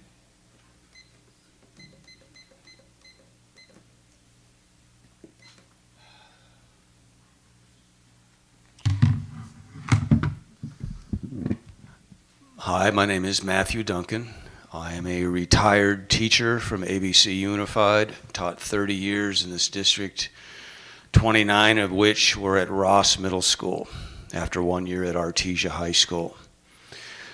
I'm here, and I retired 11 years ago. I didn't expect to be back speaking to the council, but that all changed when I watched video on the Artesia for Artesians Now Facebook page a few weeks ago of the bullfight conducted at the Artesia bull ring, which is right across the street from Ross Middle School.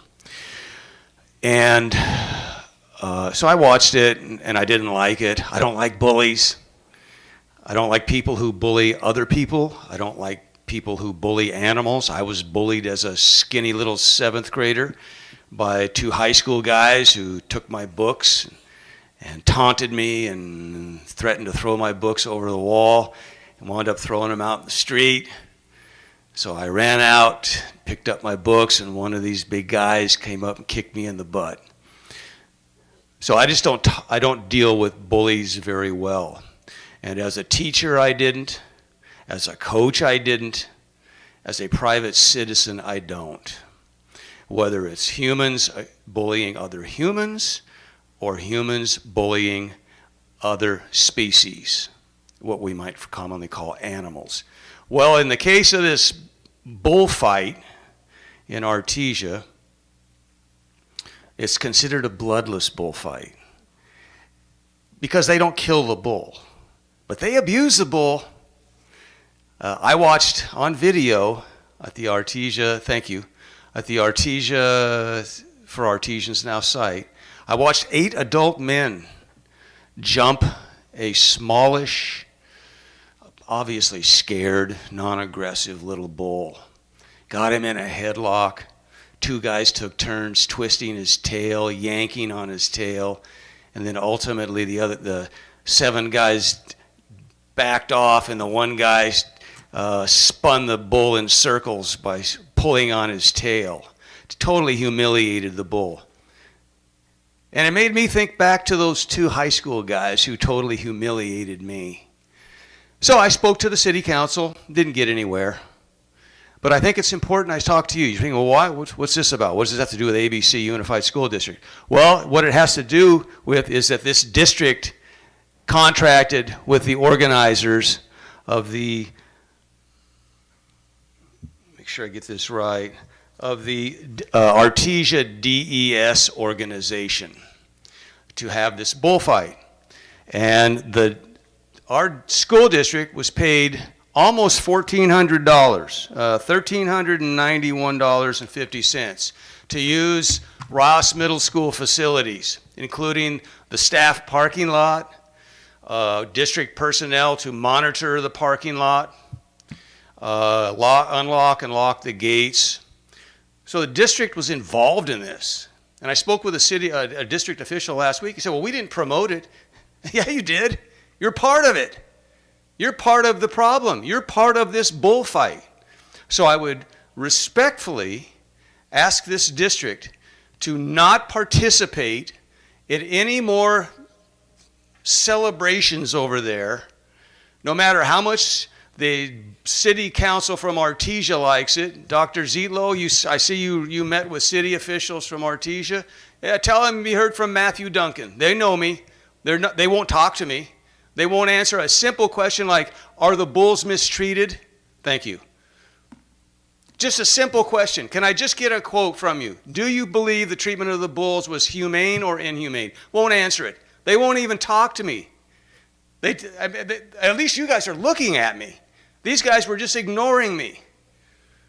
So that's what it is. I'm not going to worry about that. The problem is this school district, which is highly respected, should not be participating in a bullfight. Call around to other school districts and see if they're participating in bullfights. I bet you I know what their answer will be. Thank you. Thank you. I don't see any other public comments. Thank you, Clerk Nishii. All right, consent calendar. May I have a motion to approve the consent calendar? Is there anyone that wishes to remove any items or have any discussion before we vote? Yes, Mr. President, I'd like to pull item 2.1-C for further discussion. Okay. Clerk Nishii? Yes, and 3.4 and 4.3. Okay. Dr. Rios, on 2.1, do you want to ask a question or you just want to vote on it separately? Yes, please. Okay. Clerk Nishii, do you have questions? Yes, really quick for 3.4, the gifted and talented budget of, this is not the entire gifted and talented budget, right? 18,000?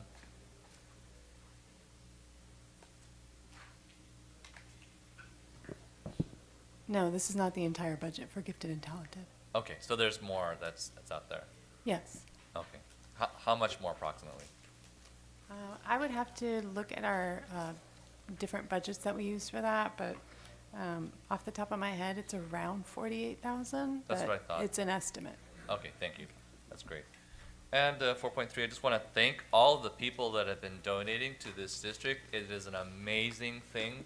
Not all of our district has a lot of money, so that they are donating $1,000, $150, whatever amounts that these individuals and groups are donating is amazing. Particularly like the, pull out LEAP Foundation, which I was a part of a long time ago, and it's an amazing donation. I know it doesn't come free because it's a lot of work. So the way to make our district the best district that we have here is these people that take the extra effort. So I know it's consent. I know it's a boring regular item, but all those groups and parents and community members that say and do these things, extra work for free public education, which is not free, I applaud you. You deserve this extra thank you. So that's it. That's all, Mr. President.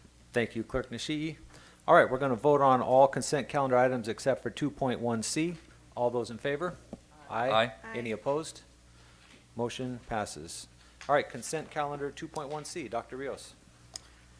Thank you. So my first question before I go into my discussion would be, where is the money coming from to pay for the assistant principals?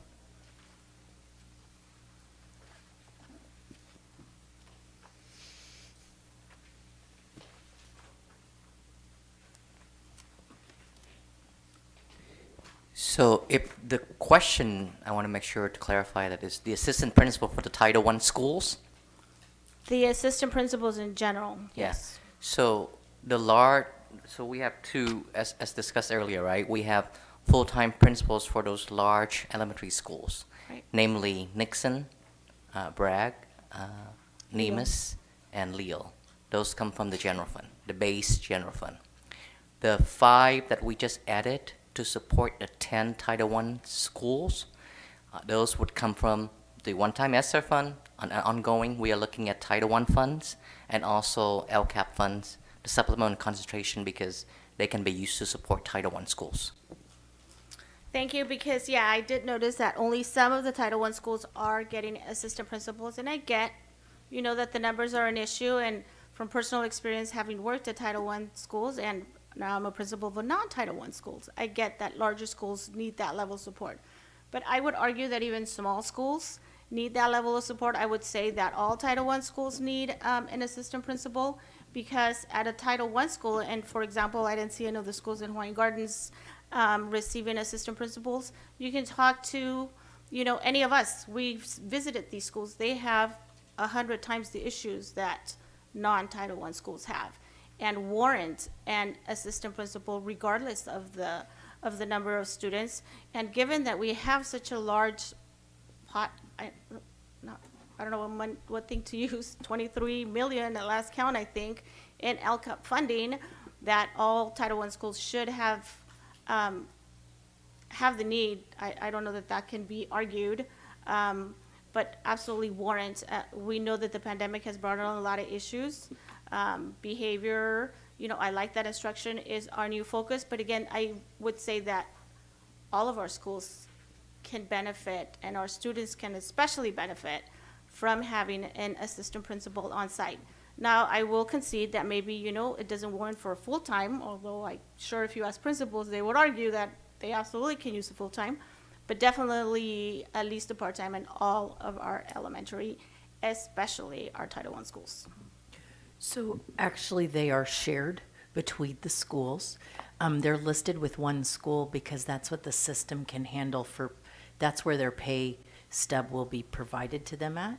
But all of our elementary schools that are Title I will have a part-time. So 2 schools are sharing an assistant principal at all of the schools.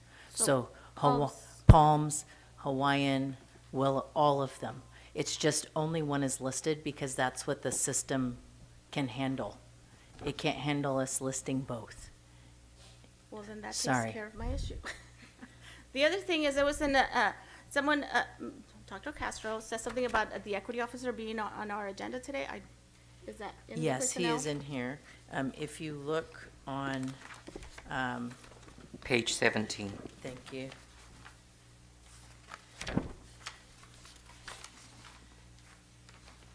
Dr. Rios, do you see it? Page 17 on the agenda. Top.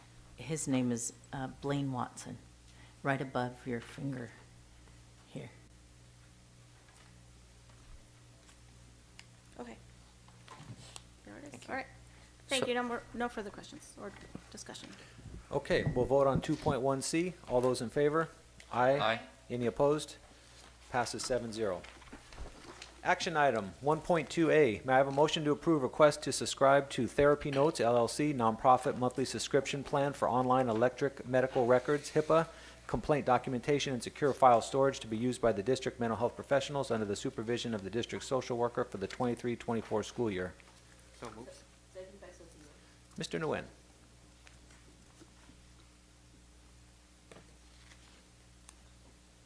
Thank you so much. In working with our mental health professionals, they have a need of a software system that where they can take notes on students, where it's consistent, and it's also protected because there are certain privacy issues or HIPAA law that we want to make sure that we have, a system to support them with that. So that's why we are asking the board to approve the contract with Therapy Notes for this.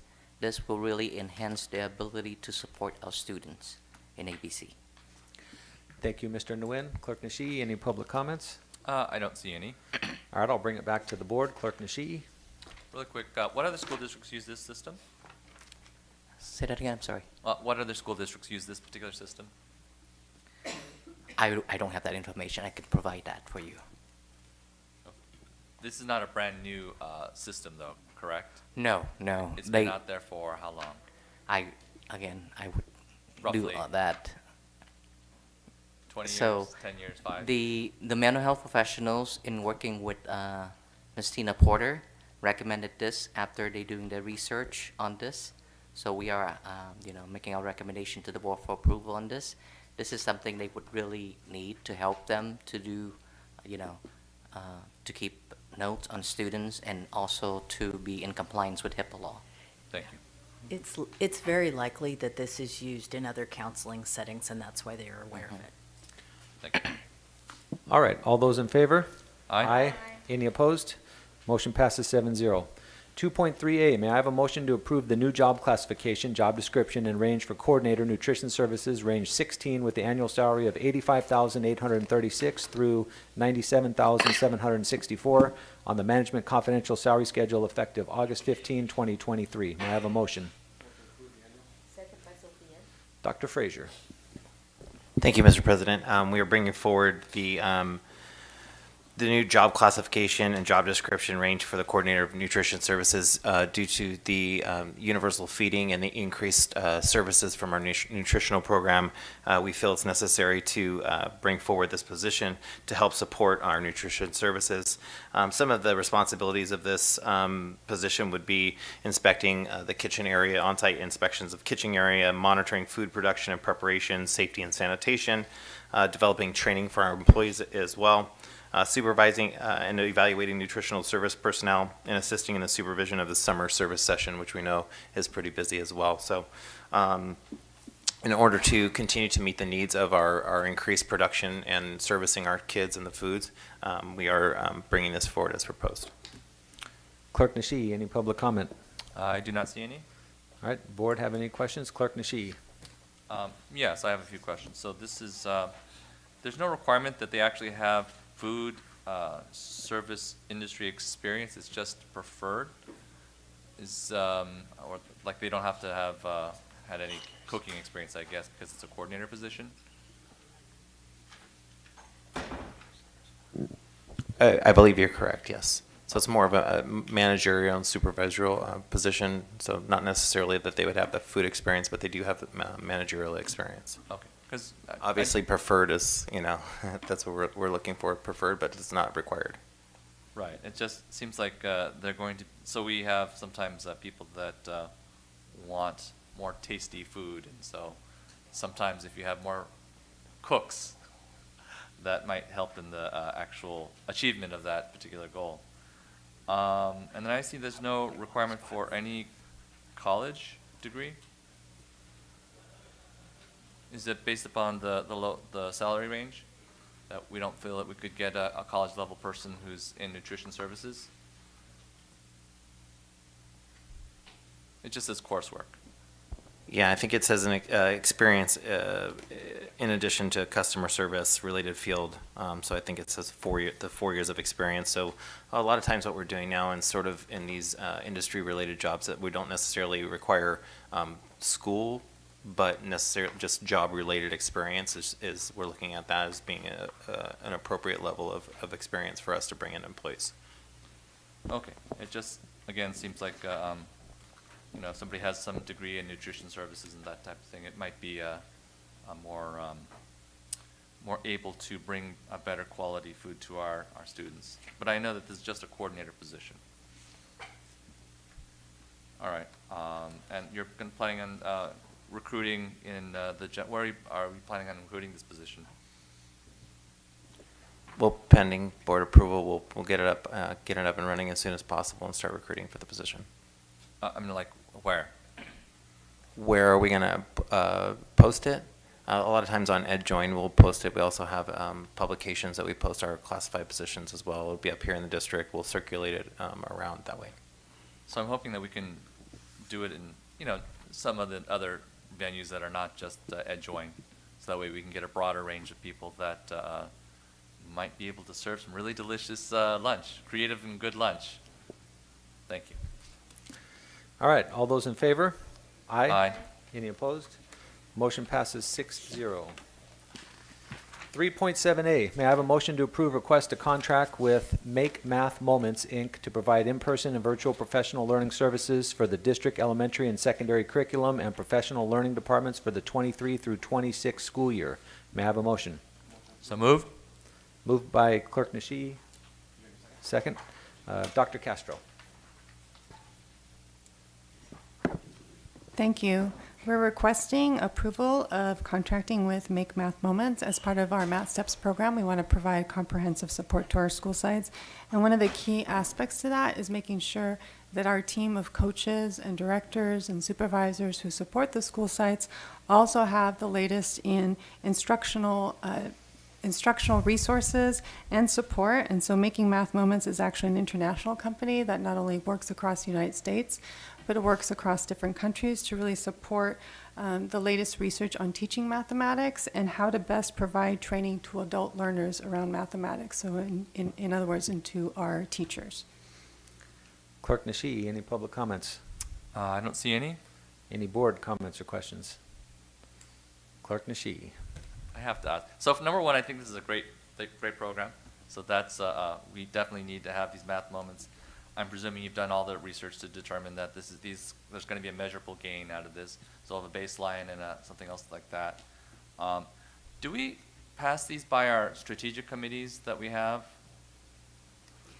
Now, typically, we work with our district committees, and we work with our, like for this one, our district MTSS committee. We had a group of directors this summer that met around our math improvement science, looking at different data analysis results. And then we vet programs through our teams here.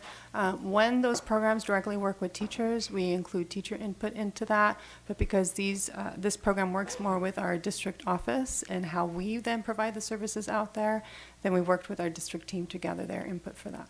So the MTSS committee and teachers and things like that, but not necessarily the community committees, because that might not, it's a consultant, so it might not be the right venue.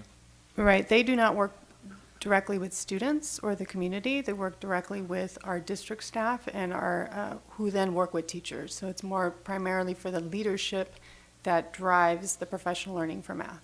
Okay, thank you. All right, all those in favor? Aye. Any opposed? Motion passes 7-0. 4.4A, may I have a motion to approve request for allowance of attendance due to emergency conditions to the State Department of Education? So moved.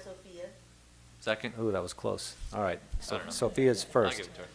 All right, Mr. Nguyen, I'm assuming this is Gar High School? No. No? Okay, I missed that one. We did have our high school already. The board approved that. If you recall, Whitney High School, there was a Thursday, there was a threat there where we worked with the local sheriff department to ensure the safety of our students. The following day, we experienced a drop in attendance because of concerns from students and parents. So anytime there's a drop of more than 10% due to an emergency, then we can apply for a waiver. And this is what we're asking for the board to approve, is applying for a waiver for the Friday, not the Thursday, but the Friday after that, where attendance dropped more than 10% at Whitney High School. Okay, Clerk Nishi, any public comment? I don't see any. Any board discussion? All those in favor? Aye. Any opposed? Motion passes 7-0. 4.5A, may I have a motion to approve bid award ABC 1622, copy paper and other paper bid to Southwest School and Office Supply and Liberty Paper as lowest responsible bidder for the 23-24 school year, with an option to renew annually for an additional 2 years. So moved by Sophia. Seconded by Noyola. Any public comments? I don't see any. Any board discussion? All those in favor? Aye. Any opposed? Motion passes 7-0. 4.6A, may I have a motion to approve bid award ABC 1624, testing of fire alarm systems to Telenet VoIP, Inc. as lowest responsible bidder with an option to renew annually for additional 4 years. Second by Sophia. Any public comment? I don't see any. Any board comment? All those in favor? Aye. Any opposed? Motion passes 7-0. May I have a motion to approve Action Youth America to provide the before-school expanded learning program, ABC XLs, to Carver Elementary School for the 23-24 school year with an option to renew annually for up to 2 years. So moved by Sophia. You're in your second? Any public comment? Clerk Nashii. I don't see any. Any board discussion? All those in favor? Aye. Any opposed? Motion passes 7-0. Board member reports. Start with Dr. Eugenio. Thank you, Mr. President. I'd like to welcome everyone back for another school year. I hope all our students and staff had a wonderful and relaxing summer break. Now it's time to get back to work with a fresh start with a new superintendent, a new school board member, and a new school year. It's also that time of year for my family. Last year, we were a transition household for a foreign exchange student from France for 3 weeks until a host family was found for her. This year, our family will be hosting a foreign exchange student named Taya, a sophomore from Romania, for the entirety of the school year. I'm amazed at the level of maturity, intelligence, and boldness these young students have to leave the comfort of their homeland and venture out to a foreign land to study at such a young age. I'd like to thank the Artesia Cerritos Rotary Club for making this arrangement and allowing our family the opportunity of this experience once again. And I'd like to thank the parents of Taya for entrusting our family with the care of their daughter over the next school year. I am deeply humbled and honored by their trust in us. Once again, I'd like to wish all our students and staff a safe and great school year, and may God bless you all and keep you well. Mr. President. Thank you, Dr. Eugenio. Next up will be Vice President Say. Thank you, President. August 2nd, I attended new teacher orientation. August 8 and 9, I attended summer professional learning for orientation. August 10, I attend the City of Cerritos open house of City Council Chamber to view the new technology advancement. And I don't know when we're going to change ours here. And I asked before, we should have your own computer here, and we should not use so much paper. They would just change to be paperless and everything right here. So hopefully it will change, right? Thank you. That in my report. Thank you, President. All right, Mr. Noyola. Thank you, Mr. President. I just wanted to thank Dr. Castro for putting together and her team the professional learning. I was able to attend in the second day where Dr. Zilo was the keynote speaker, and I'm glad to know a little bit more about her and especially where she comes from and her vision for all of us. I also wanted to welcome all the ABC families and all the ABC staff. I'm here to learn with you guys, so thank you all for taking me under your wing and showing me the way. Thank you. Thank you. Next up, Dr. Rios. I'll keep my comments brief. Just welcome to all of our students, our staff, our families, just the entire ABC community, and I wish everyone a fantastic 2023-2024 school year. Thank you. Clerk Nishii. Yes, I got to play pickleball. First time ever. I found out what it means to get injured playing pickleball. Actually, the second ball I fell. Let's see. Did a lot of events. I think this year is important, right, parents? This is the start of a new year, and what you put into it is what you get out of it. I talked about people who have donated their time, their treasure, their talents, all to the betterment of their own students and their kids and their own future, basically. The more you give, in this case, the more you get back. So parents and community members, even grandparents out there who are listening, this is us. Donate to yourself. Make our own community richer. We can reduce crime and fix a lot of the problems in this world by helping our schools, our teachers, who are the frontline people who are the hope also of fostering a better tomorrow. As you probably know, this is the last 2 weeks that you guys could win money for a scholarship the Tuna Canyon Detention Station. If you want to contact me, go ahead and contact me through the district. But in any event, have a great school year. This is the chance to make everything great, and more power to all of us. Thank you. Thank you, Clerk Nishii. Last up will be Mrs. Suyu. Hello, everyone, and welcome back to new school year. Today, August 15th, is actually Korea's Independence Day. This is historic because it ended the misery of the colonization by Japan. That was 1945, August 15th. U.S. and the Allies, I think U.S. joining the Allies was providential because that ended the World War II. And as a result, Korea experienced the freedom. And it ended the tyranny, the fascism, and the killing of innocent, which was dictated really by the few individuals of these countries, very greedy, power-hungry, that ended the war. And few people dictating the lives of millions of people is always wrong. And prior to the Japanese colonization, Korea was under the kingship, the king, the royal family, and slave. The slavery was horrible. These human beings were not even considered as human, worthy of human. They were considered like animals before the Japanese colonization. Yeah, Korea had that stage, and Korea is forever indebted to U.S. and the Allies. And also the many missionaries and the American soldiers who did come and gave their lives for the freedom. Because did you know Korea was the poorest country in the world? They were number 2 at the bottom. But today, they're reaching the top. They're reaching the top. And all because the first president of Korea, Seungman Rhee, studied at Princeton. He studied to be a pastor, but he saw what was happening, and he changed his course of life, and he actually brought the American Constitution and brought that to Korea. So it's actually the American form of government, we the people, by the people, that brought freedom. So Korea alliance with the U.S. is a blessing to Korea. They should always keep up with the alliance. The new president understands and appreciates what U.S. have done for Korea. That is the end of my report, President. Thank you, Mrs. Suyu. Okay, announcements. Next regular board meeting, Tuesday, September 5, 2023, 7 p.m. here. Committee meeting, school facilities, capacities declining enrollment, ad hoc committee, Wednesday, August 16 at 6 p.m. Legislative Policy Board Advisory Committee, Wednesday, August 30, 6:30 p.m. Strategic Planning Board Advisory Committee, Tuesday, September 26 at 6 p.m. Clerk Nishii, are there any second public comments? I don't see any. All right, Sophia Say predicted we'd be out by 8:30. It looks like we're about 1 minute late. I thought she was going to jinx us, but I'll entertain a motion to adjourn.